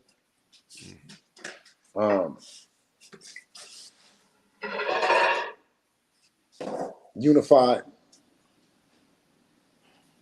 maybe even undisputed. Where at? 47. 47. There it is. One last question. Where's the franchise status? What happened to it? I don't know. I think after Devin chose not to exercise the franchise status, it went away. And was it offered? Of course. Oh, it was offered. But Mauricio Sillyman told us that he had to request it. So the rules changed. Yeah. Unbelievable. Yeah. I love boxing, but I hate boxing, but I love boxing and I hate boxing. Crazy stuff, man. Love it, man. Yo, Bill, you and Dev keep grinding. My birthday was on the 16th, so, Devin's the 17th. Happy birthday. Right? Yes, sir. Hey, happy Scorpio. That's right. In the building. You already know, man. All right. There it is, man. I'm gonna keep it simple. You know, we'll talk, brother. Hey, We'll absolutely. hang You know, out. you got me on speed dial. I got you on speed dial. Yeah. No diggity doubt. I'll be over there to see you though soon though too. And let me remind you, brothers, you're talking about birthdays. Today is the birthday of a real icon. It's Bruce Lee's birthday today. No way. Oh. Yes, No absolutely. way. So what is Bruce Lee? Absolutely. What is this? What is he, a Scorpio too? He's actually Sagittarius because Sagittarius? it starts right at the beginning of a Sagittarius cycle. Yeah. Oh, okay. I was a big fan of Bruce. I used to go watch all them karate flicks. Hey, Drew, that's all you had, King? That's all I had. That's all I had. That's all I had. Okay. KO, my Brody. Talk to me, Pete. Talk to me, King. First of all, BF, this is fire, bro. Keep doing your thing. This is fire. Appreciate you for putting this together. I just got a few questions, Bill. Question number one is about the Ryan Garcia fight. So, number one, Ryan Garcia is a damn cheater, and he shouldn't be allowed to make money boxing until his suspension is up. So, let's get that out of the way. With that being said, though, what are some things that you look back on that you guys did wrong in that fight that you guys are working in the gym to correct? Whether it be something outside the ring, demeanor, some adjustments that you saw inside the ring that Devin needs to work on. Putting the cheating shit aside, since we know he's a cheater. Right. What did Devin do wrong that you guys are working on in the gym, and what mistakes do you think he made? You know, you got to listen to your defense. You know what I mean? Everything got to play off the defense. You got to see your defense. Even, you know, the great TBE, you know, Mayweather himself, when he pointed out, you know, trying to bite off too much, extending too far with that jab, right? He got the best jab in the business, and he started out tit for tatting with him. You know what I mean? Fuck the jab, man. Stay on your defense. You know what I'm saying? You don't gotta hit him every time, hit him with a jab every time he hits you. You know what I mean? So it's one of those things that when you bite off more than you need to. You know what I'm saying? You know, I think keeping that right hand up, you know what I'm saying, is something that, you know, we working on. You know, obviously one of the things when looking back in hindsight, letting him come in 3 pounds over, you know, is something that we shouldn't have done. But you know, you live and you learn. It's part of the business. It's part of life, I should say. KO, and as much as you know, he did things to us, we did things to ourselves as well. Understood. And then I guess I'm off of that. So a follow-up question to that would be, I've been very critical of you guys making the decision to be in recess instead of taking that Sandor Martin fight. And the reasoning is, I think that belt gives you guys more leverage to negotiate fights at 140. For instance, you were negotiating with Paro. Well, negotiating as champion in recess, now you got the IBF rules where you got the 10-pound rehydration limit. Where if you take the Sandor Martin first and you go in as champion, it's a unification, and now you don't have to worry about that. Same with Tio. That fight's a unification fight. I heard you speak on being undisputed, moving up to 147 and being champion. The WBC belt also helps with that. Moving up to fight a champion, you got a better chance of getting that fighting petition in that fight if you move up as the current champion. So I guess my question is, can you explain to the people why that's a good move for you guys to have dropped that belt and decide to be in recess rather than go ahead and defend that belt, stay active, and then give yourself better leverage to get fights in the future, specifically coming in as a free agent and a champion instead of being a free agent and not being a champion? Can you explain kind of why you guys made that decision and why you feel like it was a good decision? Well, absolutely. And I respect all you know, criticism or whatever, you know, it's just part of it. But as you see, I think that it's been maybe 8 months since Devin has went into recess. And why hasn't Sandor Martin fought anyone else? Are you asking me? Well, I know they ordered the Alberto Pollo fight because they elevated Alberto Pollo, so they're supposed to be on the card sometime in the future. That's the fight that's supposed to happen. Is Alberto Pollo and Sandor Martin for that WBC that Devin Haney or that they elevated Alberto Pollo to. As far as why they ain't fought yet, we're just waiting to see them on the card. But that's the fight that the WBC ordered and said it was done. So that's all we can go off of. Mm-hmm. Okay, so go ahead. that's why I say is that as if the fight hasn't happened, then there's only one champion, right? And and that's Devin as a WBC champion in recess. Of course, unifications trump mandatories. So a fight with Liam Paro would definitely, if they haven't fought, if Sandor Martin had never fought Pollo, of course, then Devin would be able to unify with either Teofimo Lopez or Liam Paro. Or that's not accurate, Bill. What do you That's mean? not accurate. Because when Alberto Pollo beat Gary Antoine Russell, that was for the WBC interim, and then when your son decided to become champion in recess, they elevated Alberto Pollo, so he's actually considered the WBC champion right now. Oh, okay. So I didn't know that. Yeah, I didn't. yeah. Well, I didn't know. So that's why I'm asking. I think that took away what could be unification opportunities for you. You know what I mean? Like, so can you explain? Okay, no. So you explain to me how Albert Pollo could be the champion when you just said that Sandor Martin was the mandatory to the championship. That's why he's the mandatory to Alberto Pollo right now, Bill. Well, I thought he was. I just want to ask a question. I'm not really trying to debate, but that's why he's the mandatory to Alberto Pollo now, because you guys decided to go into recess, right? And when you went into recess, they elevated Alberto Pollo because by going into recess, you did. So now Albert Pollo is the champion, right? Pollo is the champion. That's why he's ordered to fight Sandor Martin. So do you know? Wait a minute. So do you know that as the champion of recess, we can come back and fight the champion, whoever he is, anytime we want? 100%. Okay, so which is why the question is the question: why go in recess just to come back and fight the champion instead of keeping your belt and defending it and just moving on and make unifications? That's the point of the question. Because what I just told you is that Sandor Martin, if Sandor Martin was a true mandatory, then they wouldn't have elevated Albert Pollo to champion. He would have had to fight to become champion with Sandor Martin, correct? No, because the Alberto Pollo Gary Antoine Russell fight was made when Devin was still the champion. So that fight was for the interim title. No.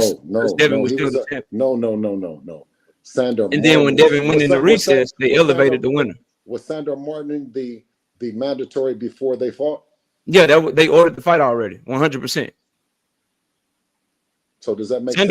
Sandor Martin was the mandatory going way back to Regis, remember? Right. Because he was Regis. Okay, I'm asking, does it make sense to you? No, nothing the sanctioned body does make sense, but that's what they did. So they decided instead of elevating Sandor Martin, they elevated their interim champion, and now Sandor Martin gets a shot by fighting Alberto Pollo.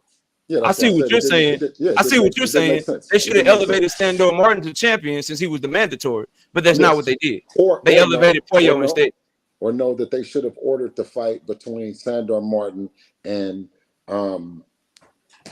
Albert Pollo for the WBC championship. That's cool, and I don't really care about them. I'm asking about Devin because I feel like if you guys had that belt, then now the TO fight is even bigger. It's a unification. The Liam Perot fight is bigger. It's a unification. If you want to go up there and get that Barrios fight, it's easier to petition that because you're moving up as the champion. So what I'm asking is, why do you think it was a good decision to go another route? Because I'm giving you the reasons why I think it's a bad decision, and I'm not saying I'm right or wrong. I think I'm right, obviously, but why do you think what you guys did is the right decision? Well, because even a guy like you who says that, does any belt make a difference with Tank?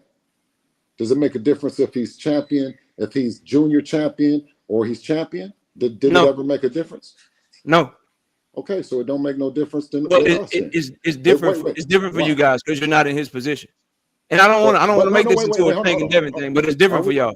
Oh, so wait a minute. So he's the only one in the position. So everyone else is in the same position. Is that what you're saying?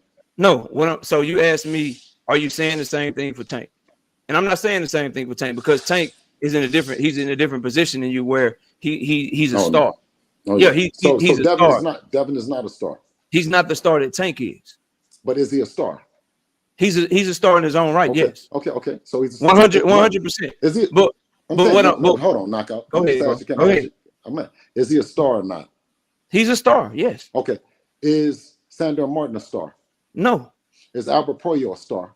No, not at all. So why we don't have the same leverage that you're saying the Tank has? Because not when on you Tank, go, not on Tank. I'm saying not on Tank, but on. I'm going to explain it to you. Because when you go to Eddie Hearn or Matchroom, when you go to whoever, they don't view you the way that promoters and networks view Tank Davis, as in pay-per-view star, live gate success, all that stuff. Now you guys got way better, and you did better numbers recently, but they don't view you that way. So for you, I think it's important to have that belt, because that belt makes them have to pay more attention, and it gives you a better chance that I want to move up to 147. I'm the WBC champion still. I want y'all to petition this fight. Now you got a better chance of getting the Barrios fight. Or I'm the WBC champion. Liam Perot, you can't just have me go to Australia. Okay, so can't just put the IPF rehydration clause on me. It's a unification. There is no rehydration clause. Teofimo Lopez, you're not just defending your WBO and your lineal title against me.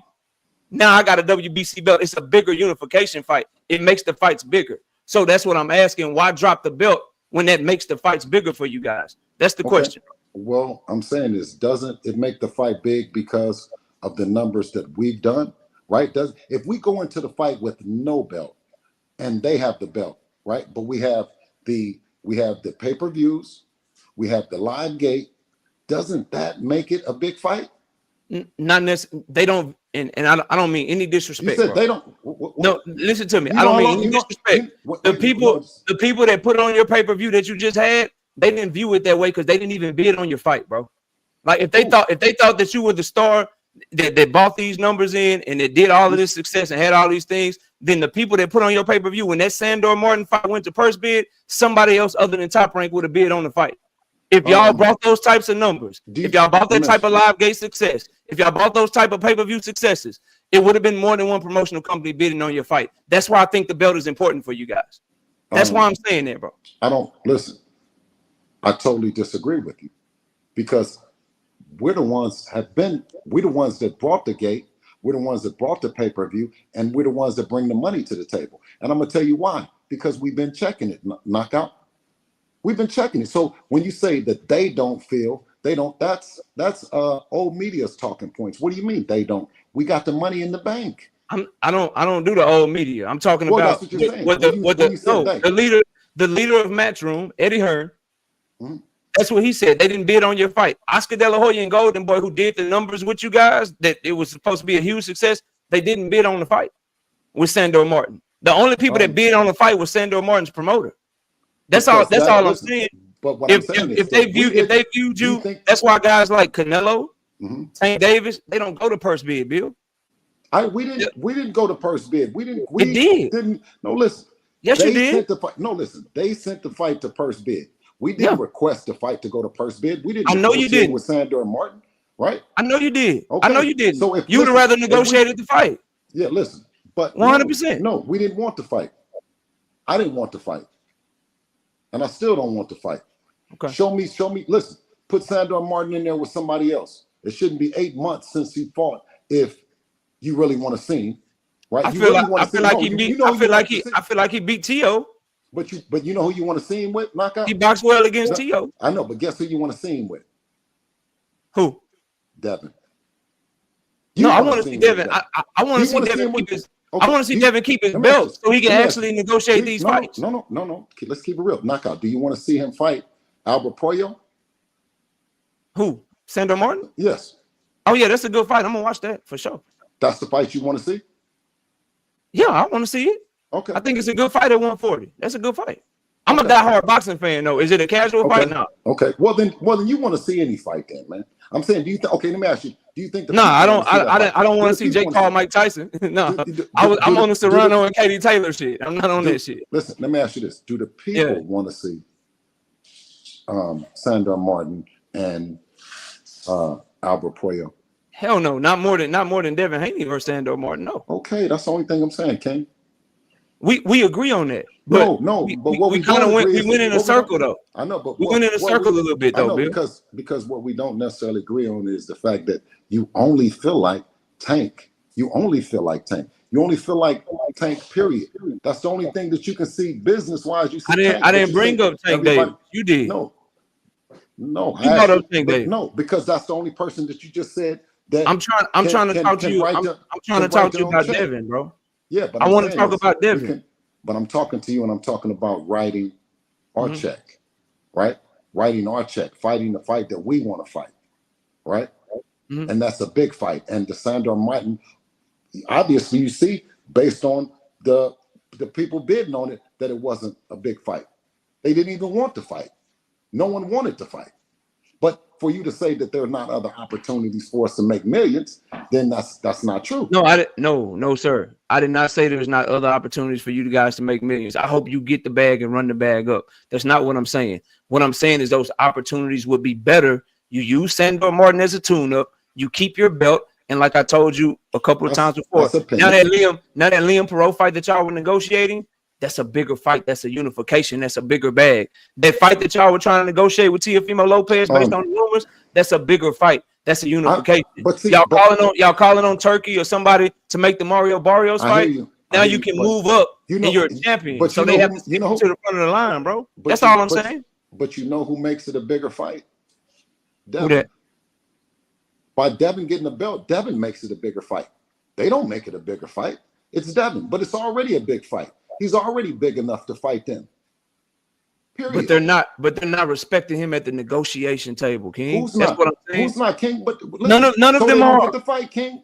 They don't get the fight. What do you mean they're not respecting the man? Listen, who's more accomplished or who's made more money? If Eddie Hearn disrespected the hell out of Devin in the Liam Perot negotiations, bro. No, listen to what I'm saying is. He disrespected the hell out of Devin. Okay, but can't you listen to what I'm saying is? I'm listening, bro. If they're not respecting us, right? Why is Devin more accomplished and made more money, King? Because y'all got a great deal with Matchroom and you took that chance by going over the top rank to get undisputed. I'm trying to talk to you about right now, though. But what I'm saying is, I'm trying to talk about right now, and bro. I'm just saying, and that's what I'm saying is, if we're not respected and we're not accomplished, then why do we have the belts? We made the money and we're in the position. You are respected and you are accomplished. But I'm saying they're like Liam Perot saying that Liam Perot, who won his belt against Subriel Matias, who all of a sudden went and he fought in Puerto Rico a second time to defend his belt. He is saying that you guys were asking for crazy amounts of money. Eddie Hearn is saying that y'all might need to take a tune up because he alluded to you guys being unrealistic about what you're asking for. No. I'm talking about they're disrespecting you right now, bro. No, listen, King. That's what he said out of his own mouth, bro. Listen, but let me tell you, King, he can say whatever that he wants to say out of his own mouth because that's his company. That's a narrative that he's going to drive. But we've been in this business long enough that we're not signed to nobody. So that's what I say. So let me sit right here and I say, okay, well, let's see what you're gonna do. Let's see what you're gonna do. Let's see what you're gonna do then. Let's see. And have they did anything? I hope it works out for you, bro. I just see the Liam Perot shit, that shit fell through. This TO shit is falling through. I think a lot of that stuff can be rectified if you come into the table as a champion. Because clearly, based on how they're moving, they're not respecting. Okay. All right, well, let me ask you this then. Well, why we couldn't get the Tank fight then? We was champion. When you go after the Tank fight? What you mean? When did we go after the Tank? When you go after the Tank? You really want to do this? I'm trying. I just want to holler at you, bro. You really want to do this, man? Yeah. Listen. What do you mean? I'm saying is. So what do you get to deserve the Tank fight then? What you mean? What you get to deserve the Tank fight? I'm saying is, do you have to do something? Do you have to have a belt? What's the criteria? What's the criteria? I'm just asking. What do you mean? What's the criteria? Yeah. There is no criteria. What are you talking about? When the fight's realistic, and both people are free, make the fight. You said when the fight is realistic. When the fight is realistic and both people are free, make the fight. What do you mean when the fight is realistic? Why isn't the fight is realistic and both people are free, make the fight?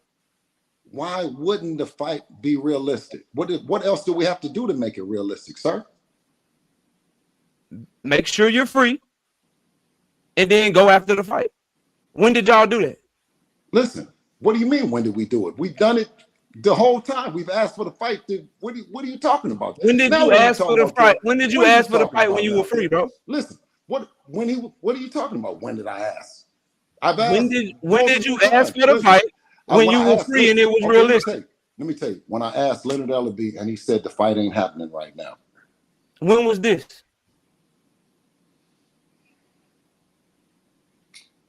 Several times, brother. Several One. times. I don't Give know me one time. when. And make sure it's not a time when you were in the middle of a 3-fight deal and had a rematch clause.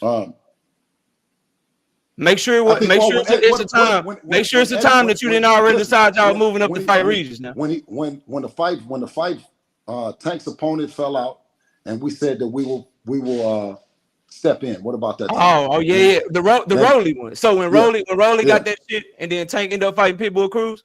Yeah. What about that? Already. Yeah. You talking about so on October 31st when y'all said y'all would step in and then y'all announced the JoJo Diaz fight 2 days later. That's what you're talking about? No. What you just said? Eddie Hearn came out and said. No. What? No, Eddie. What? Don't get lost. No, don't get lost, Bill. Wait. I'm trying. I didn't want to do this. We can though. Wait. No. Wait. We're talking, man. I'm gonna do whatever I'm gonna do, and you're gonna do what you're gonna do.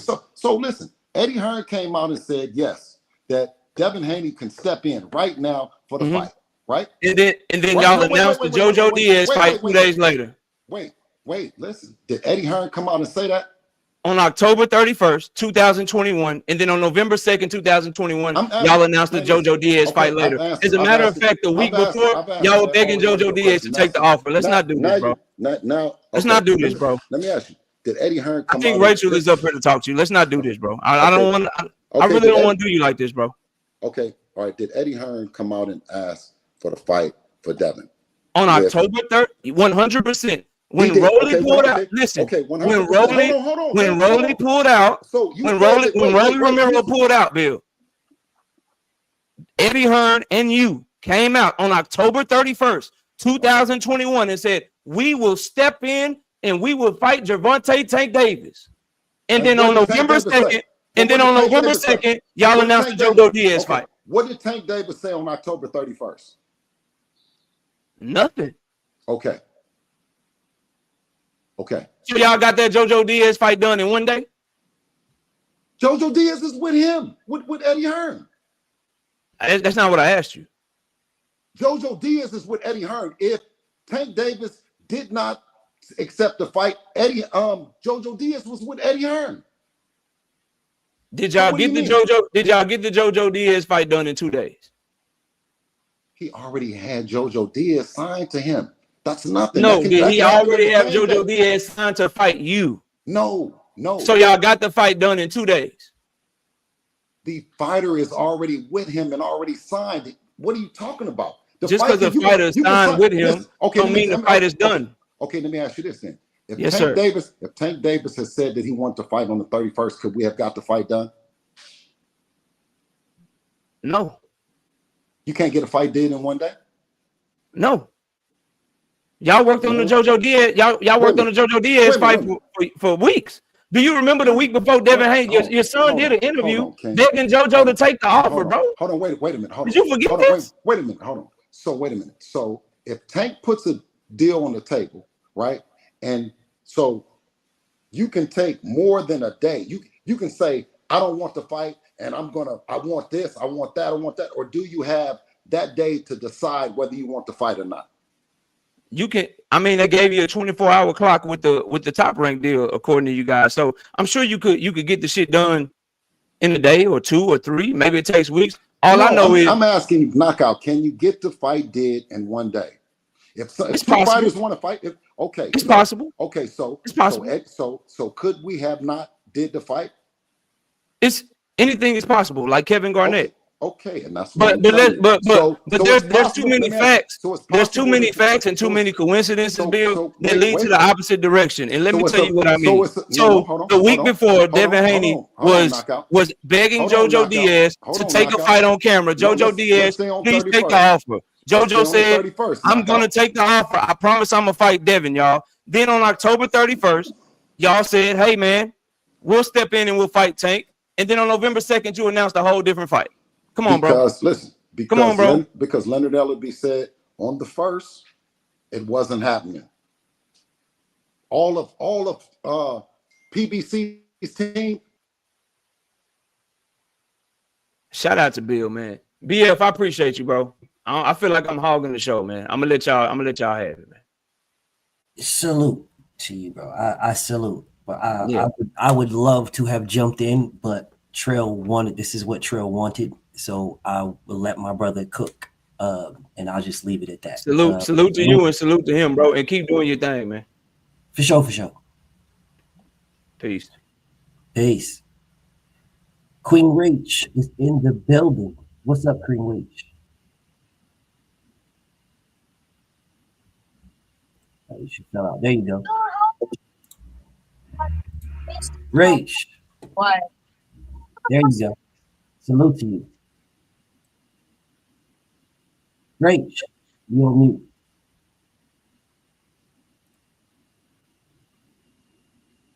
You still on mute, Rach.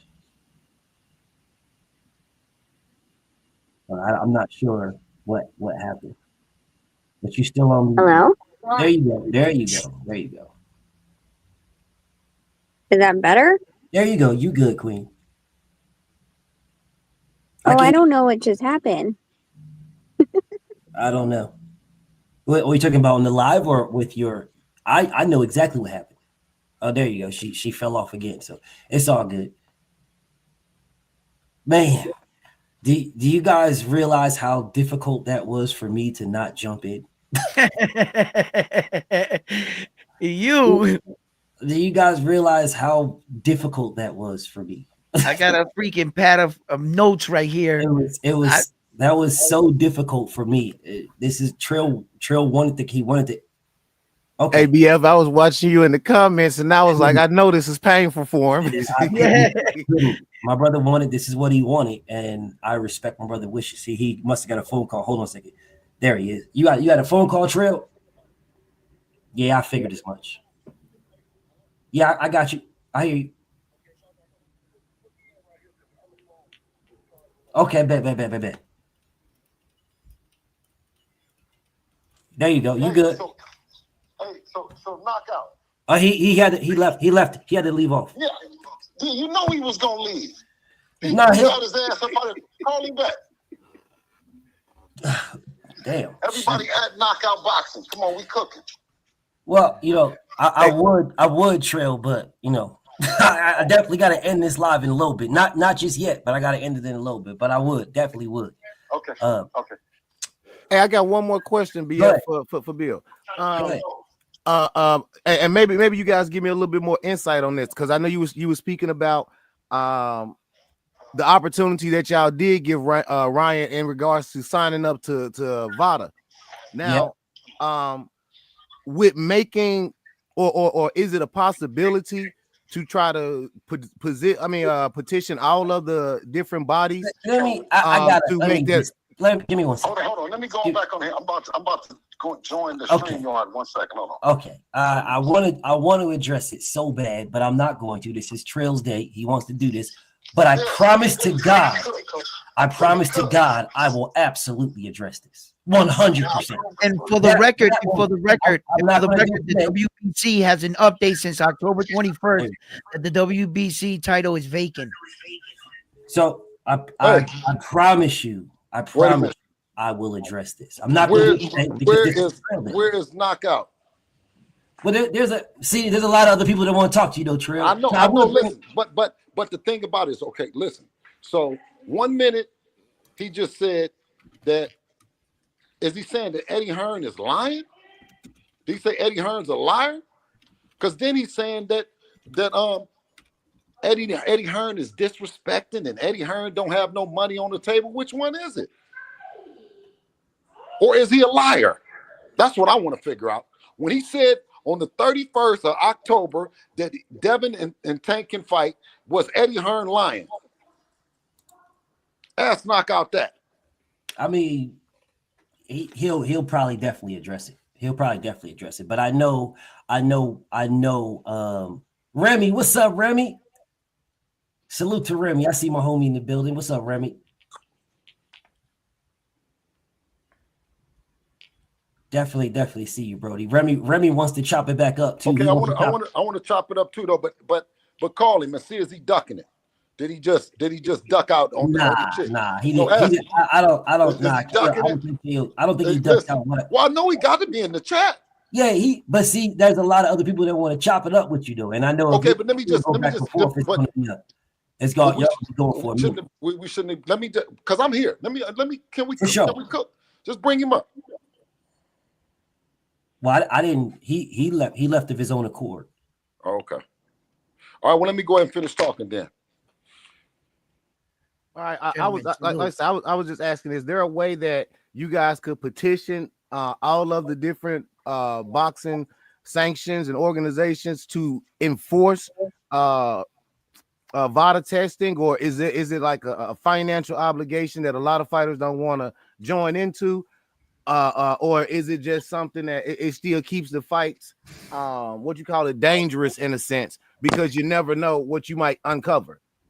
You know what? VADA is something that the promoters and the fighters, they both pay for it. You know what I mean? The fighters pay for it out of their purse. They pay for it at the gate. They pay for it. And it's something that you need to insist on. We've been insisting on it from the very beginning, that to have drug testing, and the highest form of drug testing, and I think it shows. Hey, Bill, I got a question on that, since you guys have brought that up about the testing. What about year-round and addressing this situation where there are loopholes when the testing stops? Yes. Injuries, someone can casually mention the fact that they're going to retire and things of that nature, because it's like it's playing a game of stepping out, stepping back in, and having grace periods. Your thoughts on that? You know what? I don't know if once that you agree to year-round testing, are you able to get out of it for any reason, of retiring or not? You know what I mean? Like I don't know as far as that goes, Stormy. I know that. Well, we've seen in the past there have been certain individuals, prominent names in the sport, that have exercised the right to do these things and get by. But see, understand, we're watching every doggone thing, and some of us are out here watching for the best interest of the participants of the sport, your son included. But there are others who are operating against these truths, and they won't talk about it. They won't, but this is how it happens. And someone can, let me just say one person's name, Tyson Fury. Okay, he has manipulated the system so much, even going to the extent of saying things like he has contracted COVID and things like that, and it wasn't even true. But certain testing stops and this and that, and people can gain advantages. And what we want to see is a level playing field. Yes. But I just want to know your thoughts about it, because I know you're involved, but of course you don't know everything that's going on, just like we don't know everything that's going on from what you experienced from being involved. But there could be a reciprocated process of exchanging information so that we all can be better off as a result of knowing where there is something leveled. Yeah, I think if you're a clean fighter and as a clean team, right, that you want this to be on the forefront of the conversation, right? You want people talking about it. You want people to know that you're clean. You know what I mean? You want them to know that you're all for testing. You know what I mean? And that's all that we can do as Devin, as a fighter, and as a team, is to push it. Now, those that are going to try to move around it and all that, I think we answer. I answered the question to someone earlier that asked, we only know the right way to do it. You know what I'm saying? We don't know all that other stuff, Stormy. You know what I'm saying? We just know that sign up, you know what I mean? Get tested, you know what I mean? Get the most stringent test, you know what I mean? And adhere to it. That's all. You know what I mean? And the cheaters in life, they're going to cheat. They're going to find a way to try to manipulate it, You know what I mean? And you can see what, even with Ryan, right? With hydrating up and, you know what I mean? Yeah, Bill, I got a question about that. Right into where my question was. You told Ryan specifically what he had to do. All right. He said, I'm training for the rematch. That was news to y'all. He said, okay, well, you ain't doing nothing unless you getting on that body year round. Yes. And you gave him a time frame. He Yes. hasn't done it. So let me ask you a question. I'm just suspecting. If he wanted to smoke, because a minute ago it was get it back in blood, don't sue, don't sue, don't sue, as if lawsuits in boxing hasn't been around since before I was born. All right. But never mind that. Am I wrong for thinking it's a possibility the reason why he can't enroll in VADAs because he can't afford it? Spend all this money? No, we'll pay for it. That's one thing about promotion. Yeah, we'll pay for it. And he still said no? Absolutely. That's what I was wondering. I'm like, he that's, might not have no again, bread. how do you guard against someone that, you know, really doesn't have any ethics? You know what I mean? So it's like, you really can't. You really can't. You can just you can just, you know, put it out there on the forefront, you know what I mean? Let people know, you know what I'm saying? And of course, I always say boxing is dead without you guys. You know what I mean? And we wouldn't be where we are without you guys. So, you know, we leave it at that, and then let the chips fall where they may. Cool stuff. Rach, you there? So how excited are you guys to participate in Riyadh season event? I know you got next year coming up. You know what? I told you it's a dream of ours to one day fight in the UAE. You know, so you know, anytime that we can, when the opportunity comes, we're gonna be all over it. That's great stuff. Yeah. And shout out to the Donaire family who pioneered and trailblazed this VADA stuff. You know what I mean? The first fighter that we knew the campaign was Nonito, that was campaigning hard about this. And I mean, I think that it fell to the wayside. Maybe, you know what I mean? Rachel can explain more of why. You know, it's not as vocal as it should be. You know what I mean? But even Devin as being young, we remember, you know, the story of Nonito and VADA. You know what I mean? But she can explain that a little bit more, you know, and give us some insight on what the 365 would look like, and you know what I mean, and how to prevent from fighters from cheating. No, Bill, of course. Hey, I thank you for that. You know, at the end of the day, like one of the biggest things that I think about when it comes to the promoters and their quote unquote liability, that if they're doing an event and it could possibly get canceled. Listen, at the end of the day, each of these commissions are responsible for licensing the fighters and ensuring their safety. I honestly think that it should be on the state commissions to mandate 24/7, 365 on the national level. I think ABC should mandate, because these are the guys that are going to say yes and no. This is why, you know, you can't fight in California, but you could fight in a different, you know, the different state. It's a wild west mentality, and I think sometimes we put the blame on who it should be fall on. These states, when you fight in their under their commission, they do make money. Okay, let's not lie about that. And one of the things that they need to do is they need to put back money into the sport, if they're taking a percentage from the promotion that they're licensing to have these boxers fight. Yes, I agree. I totally agree. But what, Rachel, can you tell us, or even me, I would like to know what made Nonito take the stand, such a proactive stand about the 365 testing, because he was the first fighter, right? Am I right or wrong? Was he the first fighter in 365? Yes. I think because, you know, at that time there was, again, like commissions would just give, you know, a urine test to your local Walgreens or Quest Diagnostics or, you know, LabCorp, and we weren't at that level where it should be. If we're looking at a professional sport versus Olympic testing and the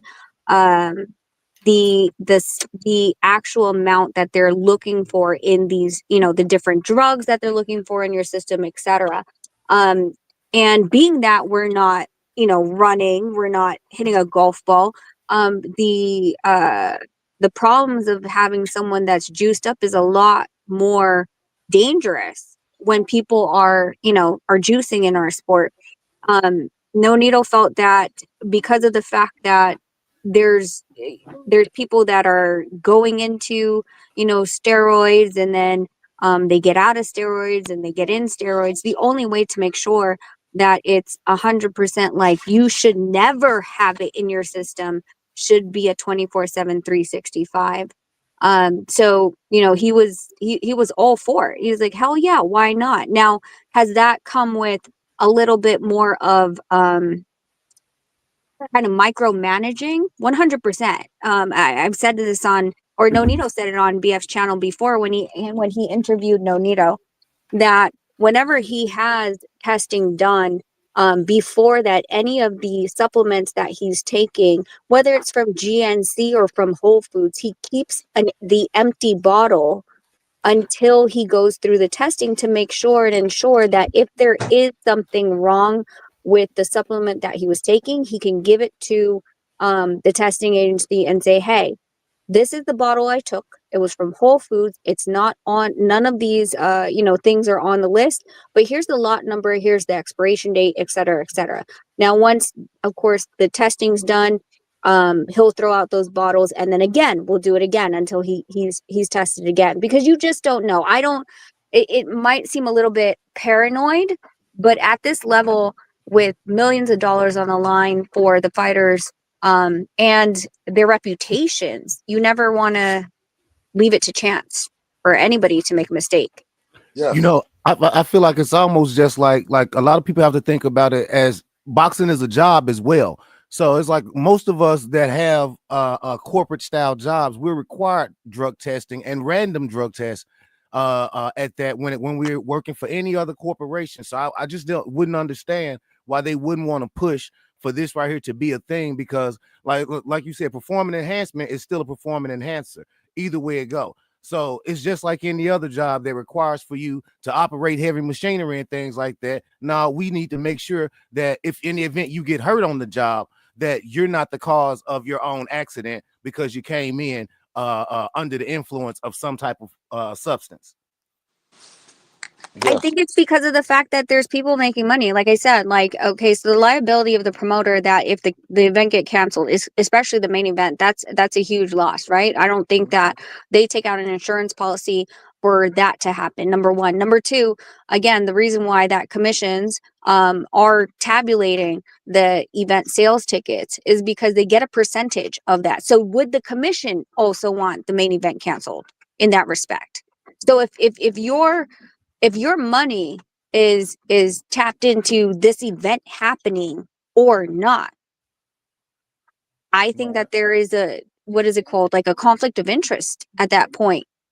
Everybody wants it to go through, right? Because everybody makes money, and it shouldn't be that way, especially, I don't believe, with the commissions. Mm-hmm. Right. I like I said, I was really just interested because I was just trying to get some better understanding on, well, why wouldn't they mandate it if you had so many people like Miguel Cotto that had a real bad go at being cheated, and so it's like hey man, this is people's lives on the line. So you would just think with all the money in play, that they stand to make, that they would want to try to keep the playing fields as even as possible to ensure that the fight does transpire and go, and it happens. But in the same aspect, I feel as if even from a promotional situation, you still run that risk when you don't know that if your fighter, if one of the fighters still might pop dirty, so like I guess it's kind of like the way you look at it, glass half empty, half full situation for some of them. I mean, I believe so. I think that's the problem. I think that if we just say, hey, commission, this is what's the fee for running a boxing event? This. Okay, perfect. That's the fee. That's it. Whether or not the event gets pulled, you're that's your fee. and that's it. But the fact that they have a dog in the fight, they have money to lose if the event doesn't sell. I think that it's just, I don't think it's right. I don't know how to correct it. But that's just my own opinion. But I only jumped on here just to say, one of the biggest things that I wanted to give, Bill and Deb credit for, and what people keep talking around. And I think that we need to give credit to the fact that, listen, Bill and Devin have their own promotion. What that means is they own the rights to everything. If Devin's fights, Devin's exhibitions, quote unquote, I'm not saying he's doing exhibitions, but his TV rights, et cetera, et cetera. When a fighter, and KO touched on this, when a fighter has a 3-fight contract with a promoter, when a fighter is saying any of these things, you're really saying, as a fighter, I don't have a say in my damn career. So when Tio says we sent an offer, no, we didn't send anything. The owner of your rights sent it, because you're A, not putting money in, and B, you don't have rights to your own crap. Sorry, not sorry, but you don't. You sign that over when you sign it to a promoter. Yes. So I think like we really need to be respectful and give credit to where it's due, because you guys are, I'm not saying you guys, but people put the conversation in the same box, and it's not the same box. You can't say Tio sent an offer. No, he didn't. Shakur sent an offer. No, he didn't. He can't. That's why when you start really grilling these fighters and you're like, oh, so when did you send the email? Can you send us the email? And they're like, well, I didn't. Bob Arum did. Bob also didn't send the email. It's Carl most of the time. If at best you get Todd. So, I know they're going to be, oh, well, you're playing semantics. No, it's not semantics. This is legal. It's law. Who owns it? Who can talk on that behalf? And I think we need to give credit to where credit's due. So credit to Bill and Dev for, protecting their rights within the fight game. Appreciate it, Queen. You guys Nonito trailblazed the way, and we're just trying to do the same thing and pay it forward. So listen, I know I respect everybody. I respect Trill's time. He's been here now for almost 3 hours. So I want to make sure that Sugar Free Mars, is this you in the background? I'm not sure, Queen, but there'd be too many trolls. So if you could turn your camera on right quick and then you can turn it off, there it is. Okay, that's the Queen. That is the Queen. She definitely want to ask you one question, Trill, if you got a minute for one last question. Okay, this is one last question from Sugar Free. Sugar Free, what's up, Queen? Peace, King. How are you? Salute. We are good. Salute, Stormy. Everybody in the chat. Salute to you, sister.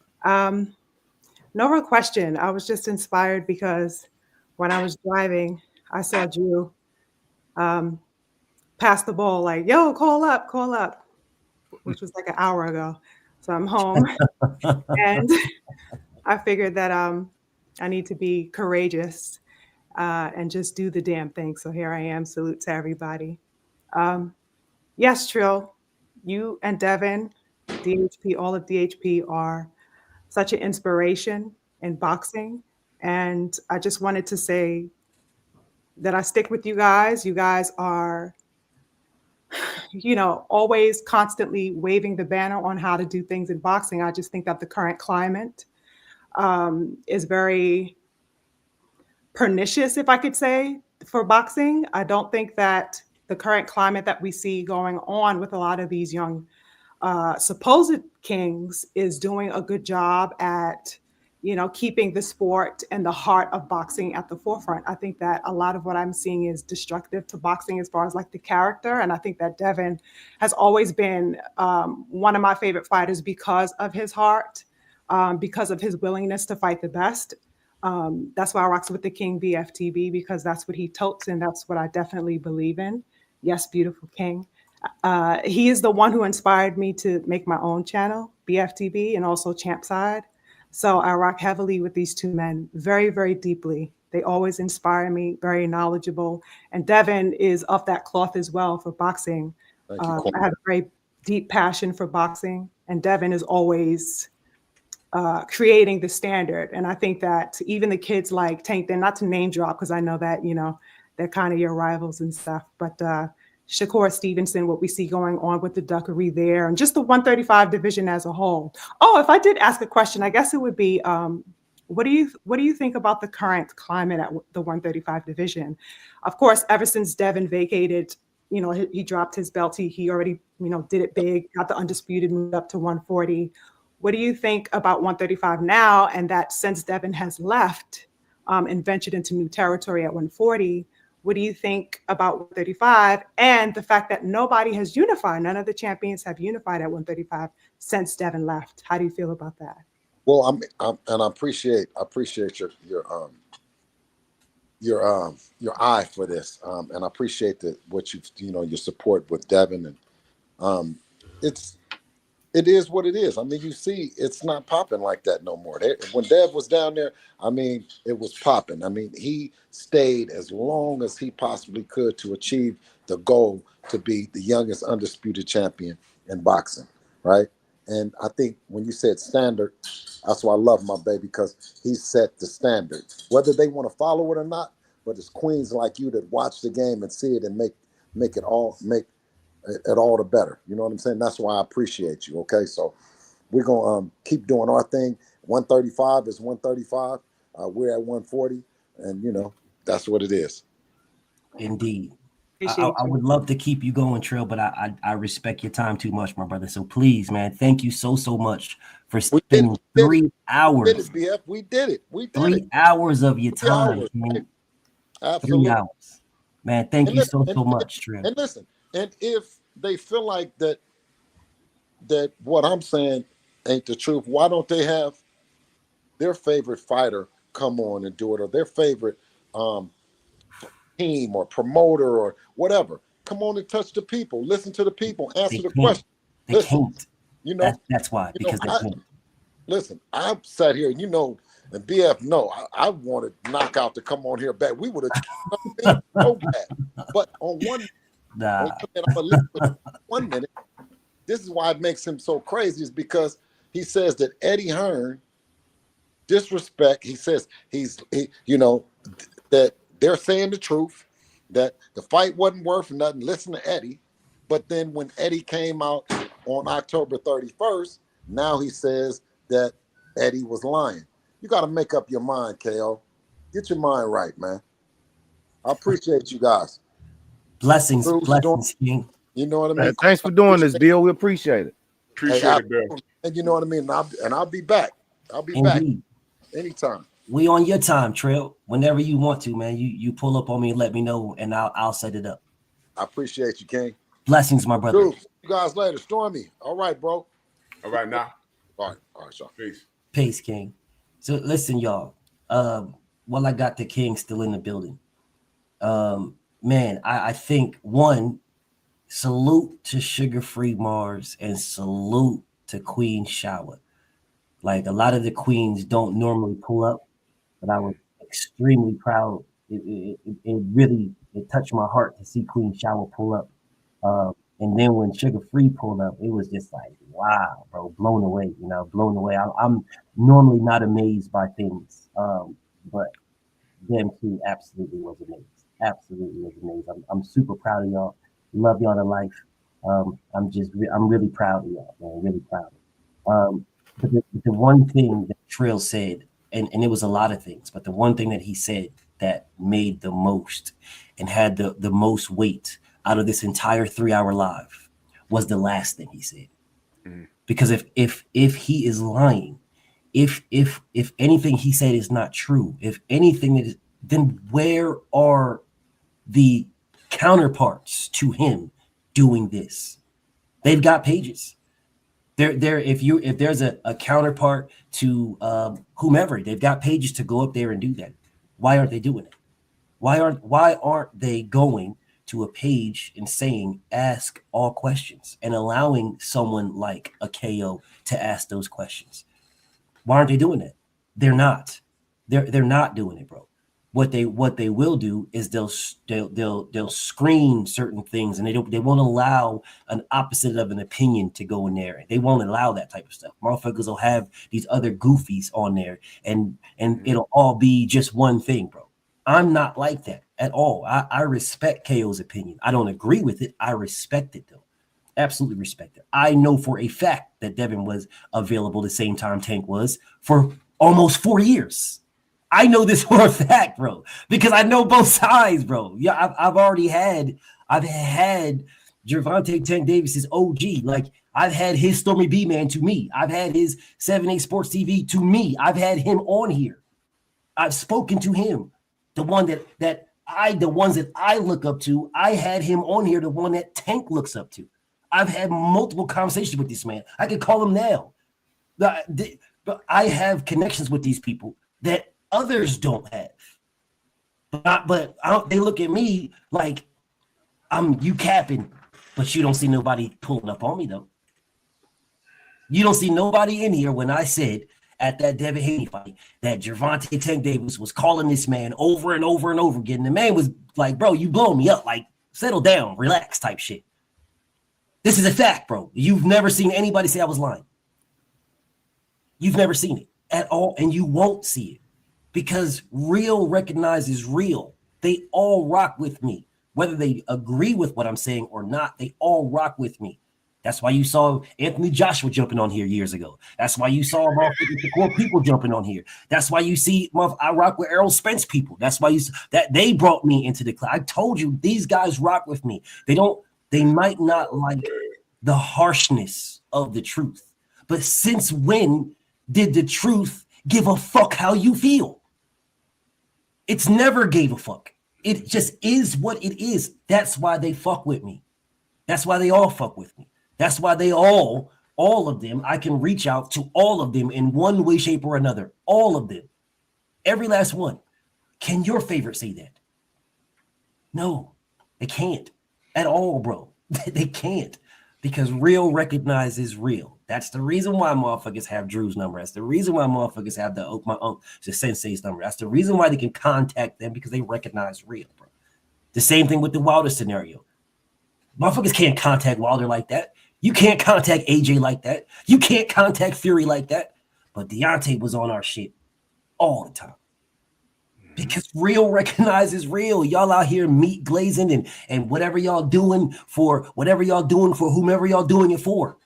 They don't give a fuck about you because they know you're lying, bro. And if they associate themselves with you, then they're associating themselves with lies. Because if someone can refute what has been said and they're with it when they're co-signing the lies, that's why they don't fuck with you. That's the reason why, bro. It just is what it is, bro. It just is what it is. There's no knock to nobody, bro. It just is what it is. These people, they know what their business is. And they'll fuck with you if you're close to it. No one's really going to say what their business truly is, bro. Like, I'm not going to tell y'all what Devin's business truly is, because then they would never tell me their fucking business. I'm not going to tell you, bro. I'm not, bro. I'll give you hints. I'll give you things that they say that's cool to do. Because if you guys figure it out on your own, then you figured it out on your own. I didn't tell you. I'm live doing this shit. So it's one of those things where the last thing he said was the most important thing he said. Bro, he's right here. You can ask him these questions. You can say these things to him, bro. And not just Devin, bro. Because Devin's been on my shit too, and he's going to come back eventually. But it's more so the people who make the fights versus the fighters. Speaking to a fighter, you're going to get a fighter's mentality. That's where Devin is different from most, because he has both sides. But if you're looking at someone who's Stormy B Man, prime example. Stormy B Man is a boxing historian. Stormy B Man can go all the way back to Jack Johnson and all that. And Scrapbook is the boxing brand. That there is no one who knows more about boxing than Scrapbook. That is it. He is the end. He is the end game, right? Bro. You're not getting a scrapbook that just sits here because it's way too much knowledge. You would need somebody like a Stormy B Man to decipher it and give it to you the way you can digest it. Otherwise, that's why motherfuckers don't like to eat vegetables. Because they don't know how good this shit is. You needed someone like a Stormy B, man. You need someone who is a boxing wizard, who has that mentality. But it's like what Trail did right here, y'all. What he did was so important because people don't do it. He was the first one to do it.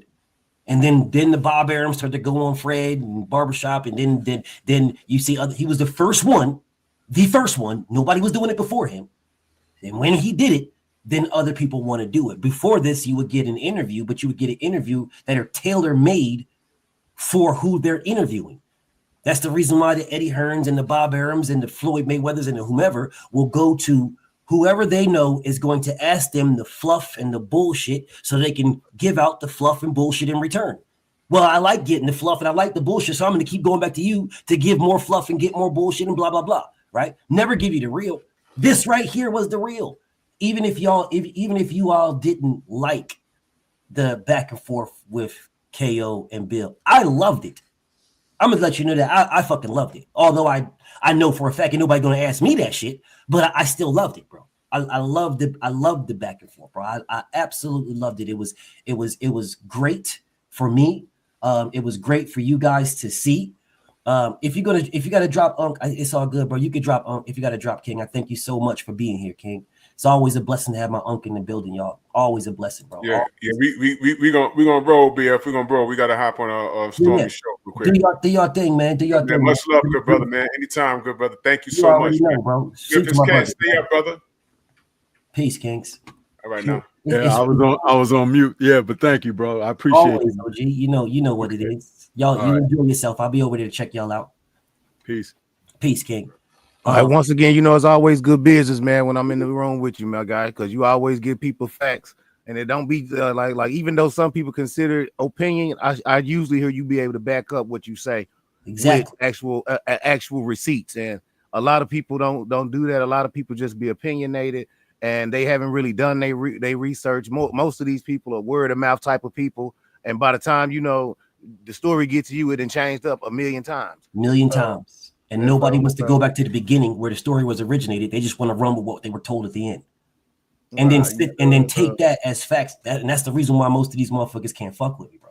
Because just what you just said, they'll run with that, get to the last thing, and they're so adamant because they heard it from somebody who told someone else told. They're so adamant it's the thing until I go back to the very beginning and I get what was originally done or said or what the action was, and I present it to them. Now they move the goalpost and say something else, and now we're having a whole different conversation. Because that you looking at that shit kind of slanted. It's like, nigga, what? What are you talking about? I'm looking at it slanted. I'm looking at it for what it is. But now, BF, I'm gonna let you go and get your wrap up in, man. Like I say, hey, I think it was a great show, especially to give a lot of us that are real true fans of boxing an opportunity to speak to somebody as what you call it, dynamic in the sport of boxing right now, and what they've been able to do with him and his son and how they've carried themselves throughout their careers in the business. So I just feel like it was real dope, man. I was trying to rock the baby to sleep, and I was trying to find some on YouTube to watch, and I was like, oh, BF Live, and I was like Q&A with Bill. Oh, let me hop in here. So but like, thanks, man, again, man, for putting us on, man. I'm pretty sure a lot of us got a lot of information out of that. Especially like what they say, you supposed to get it directly from the horse's mouth. From the horse's mouth. Me? So you feel I like the way Bill rolled up on us and was like, hey man, I'm here. So ask what you want to know, and I'll tell you. Facts. Definitely appreciate it, man. Go ahead and enjoy your baby girl, man. And I'm about to wrap this one up in a second. I'm gonna do my closings. But salute to my brother Memphis Cam, Brody. All right, man. Holler at you next time, BL. All right, Brody. Peace, King. So listen, y'all. I want you guys to understand how important these type of conversations are. Because if you get something secondhand, third hand, fourth hand, by the time it gets to you, it sounds like what you wanted it to sound like when it gets to you, right? The problem is, just because it sounds like what you wanted it to sound like doesn't mean it's what you should hear. Doesn't have to change. My big bro is in the building. Thank you so much, big bro. Love to my big bro, Kano Loco, man. Love them to life, bro. That's family right there. Thank you so much, TD, and salute to all the Cash Apps. And I seen y'all, bro. I couldn't address them because I wanted to make sure that, you know, Trill and the family got an opportunity to speak to each other, bro. Definitely wanted to make sure that they had an opportunity to speak, because there's a lot of time that most people don't get a chance to do what y'all just did, bro. You don't get a chance. You don't get a chance to speak to those people, bro. Listen, I'm gonna keep it a rack with y'all, bro. I know I said I'm about to wrap this up, and I am. I'm gonna wrap it up. I might go a little bit longer, but I'm gonna wrap this up. I need you guys to understand something. If I am a fucking multi-millionaire, why the fuck would I waste my time arguing with y'all? Please, someone think about that. I just need somebody to think about that. Please think about that. Anybody, just think about that. If you are a multi-millionaire, you're a multi-millionaire. This man took 3 hours out of his day. 3 hours out of his day to talk to you guys. He's a multi-millionaire. The fuck does he need to talk to you guys for? What does he need to talk to y'all for? You don't see Bob Arum doing it. He's a multi-millionaire. You don't see Eddie Hearn doing this. He's a multi-millionaire. All of these guys that are up there, Oscar De La Hoya, all these niggas, all of them, you don't see them doing this, bro. And the offer is extended. Oscar De La Hoya can pull up in the graveyard. I'll put him in the middle, and you guys can ask him questions. He will not do it at all. Neither will Eddie Hearn. Neither will Bob Arum. Neither will Frank Warren. None of them will. None will. Not one. They are okay telling somebody something who tells somebody else something and tells somebody else something and tells somebody else something and tells somebody else something. So that when it gets to your ears, it sounds like what you want it to hear. That's what happens. They are fine with that, y'all. They're absolutely fine and okay with doing that. It works for them. It works. This man came straight here and talked from his ears, from his mouth to your ears. No middleman. No middleman. Straight to you. Now, if he's lying, capping, fraudulent in any way, why isn't Stephen Espinosa pulling up? Why isn't Oscar De La Hoya pulling up? Do you guys see what the other if it's the other way, you don't see the promoters pulling up, doing a Q&A with anybody, whatever you want to ask, and then sitting here asking for the smoke and wanting to bring the smoke back. You don't see that at all. You see motherfuckers like, the boxing insider, Ricky Dick Glazer. Yeah, he wanted 0 parts of me. 0. 0. 0. Pulled up and thought that he was going to do what he does with that whole ass nigga Marty. That's what he thought he was going to do. You're not, buddy. No, you're not. Not, bro. Not. 0 smoke wanted. Left the graveyard and blocked me. Which I don't really give a fuck. Only reason why I found out that he blocked me is because someone told me to go look at something that he said, and I went to go look at it and realized that I was blocked. I wouldn't give a fuck, bro. Fuck your word. My word is good enough. Fuck your word. Bro, fuck your word, bro. Your word don't mean anything to me. Nothing. Doesn't mean a damn thing. Especially when I know the facts, when I know the truth. Then what you're doing when someone knows the truth and you're going against the truth, you're trying to persuade them that the truth isn't good enough. Something else is good enough. You're not going to tell me my name is not BFTB. You're not going to persuade me that my name is not BFTB. You're not going to persuade me. There is nothing you can say to me. Nothing. That is my name, bro. That is me. Those are facts. You can try your best to argue me down that my name is something else. You could do that. And you're entitled to do that.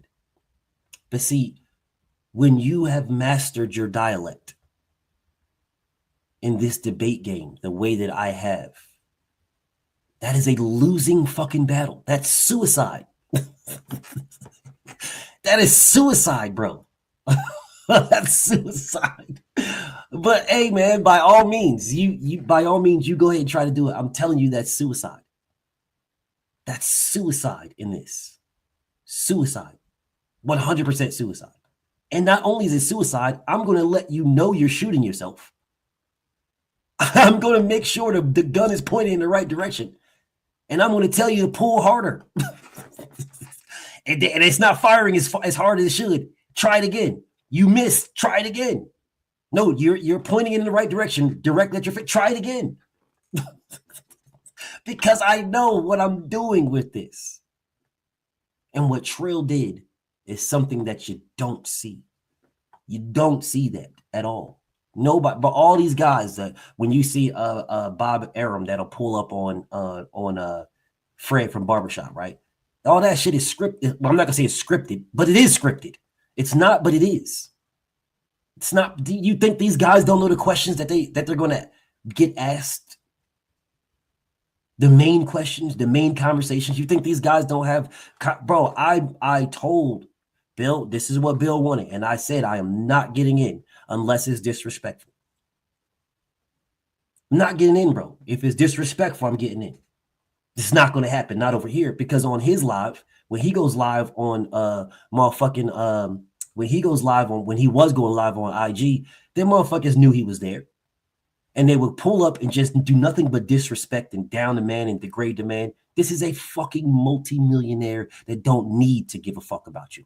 Not that he is or isn't. He don't need to. He don't need to give a fuck about you, bro.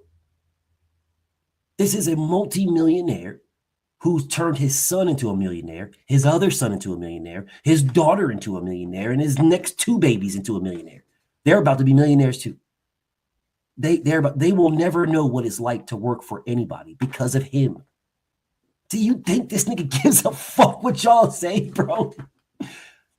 Would anybody in these comments who made your son, your other son, your daughter, and you have two other babies that you're about to make millionaires, and you're a millionaire yourself, would you give a fuck if somebody said something you're lying? Would you care? You wouldn't even know. They're not in your fucking tax bracket to know. They're not in your tax bracket you wouldn't know. You guys don't understand what this is, bro. Bro, Leonard Ellerby would never in his life come to the graveyard. It would never happen. It would never happen. This man be trying to sick niggas on me on Twitter. Bro, he can't fuck with me on Twitter. What makes you think he can fuck with me in a real conversation? He can't fuck with me on Twitter, bro. And I'm not even going in on dude, bro. I'm not even going in on a dude. I honestly could really go in on the homie. I'm not even going in on him. I'm just like, bro, I'm too much for you, homie. I'm too much for you. You lost before you got here, and you have all of the facts. But the reason why Leonard Ellerby will, or anybody else would lose coming to me is because it's either get down or lay down. That's what it is. You cannot come in here and say, I don't know what I'm talking about. That is the dumbest shit you would ever be able to say to me, ever. Because my response would be, if I don't, prove me wrong. Yeah, I cut straight to the chase. I'm cutting the throat to the bone. Prove me wrong. You are who you are. Prove me wrong. Where should I go? Where should I look? And I'll tell you his response. It's the business. Guess what? Saying it's the business to a nigga like me, you just lost. You just lost. Yeah, because I'm not the one that's going to allow you to say it's the business and that be the end all be all. That's the reason why Leonard Ellerby pushes back and he'll just send somebody else. Bro, he can't fuck with me, bro. At all, bro. At all, bro. Cannot fuck with me. You can't fuck with me, dog. None of them can. And the crazy part about this is you guys know this. That's the crazy part. It's not like I'm saying something y'all don't know. You have all witnessed it. You know, all of y'all know. This is why I'm so fucking, I'm just proud. I'm proud, bro. I'm proud to know, to be friends with him. I'm proud that he's willing to do this and he doesn't have to do it. You know what I'm saying? I'm proud that that's Brody, bro. That's my brother. Definitely proud of him, man. Definitely proud that, you know, there's other people with fucking hundreds and hundreds of thousands of followers, millions and millions and millions of views, but yet I can pick up this phone, call Trail, and he'll pull up on me. He'll pull up on me. Same thing with Nonito. Same thing with Rachel. I can call them and they'll pull up on me. Bro, do you realize people can't do that, bro? People cannot do that, bro. These are fucking millionaires, man, who have lives to enjoy their millionaire lives, who have real love for BF, and will do this for y'all because I'm asking. Imagine that. Imagine one of y'all go ask Bill Gates if he'll pull up into your live and talk business. Who's going to tell Bill Gates that he doesn't know what he's talking about? Who's going to say, oh no, Bill Gates, you're wrong? Because remember, on this time in this period, and this is no knock on my brother KO, because again, I respect the man so much. Got mad love for him, mad love for KO, and I was happy that he asked tough questions, bro. I was really happy, bro, because in my mind, I'm like, I'm different. Nobody goes to people's pages when the guest is on and asks tough questions. Nobody does that. That's why I was happy for. I'm glad he did that. Again, I don't agree at all because I know differently. But I was proud and happy he did it. I know like y'all in the comments didn't like the shit, but I did. I did. Absolutely loved it. 100% loved it.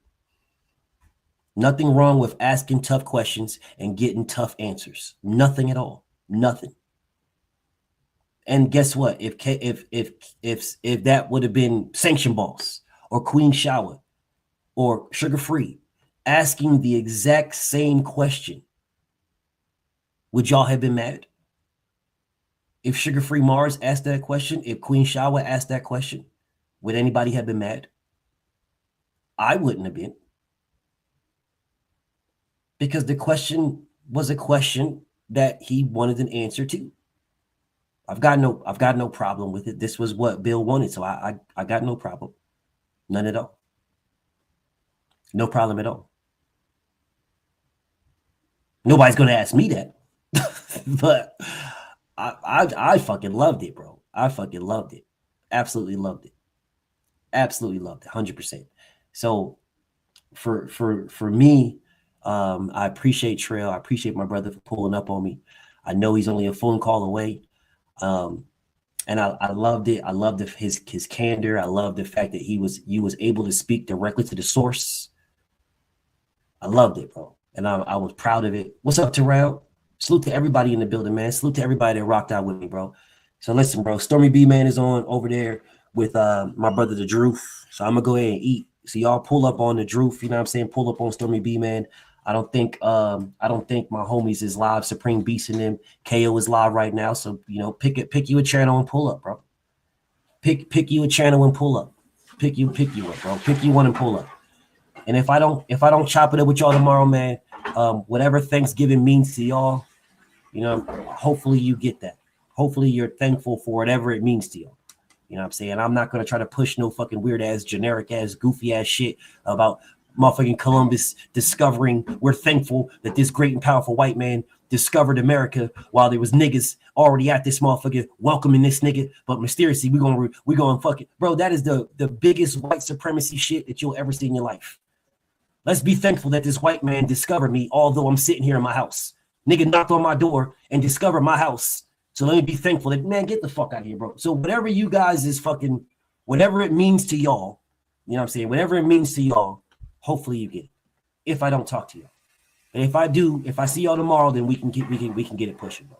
Anyways, man, much love and respect. And I'll see you on the next one, y'all. Peace and almighty blessings. I'm out.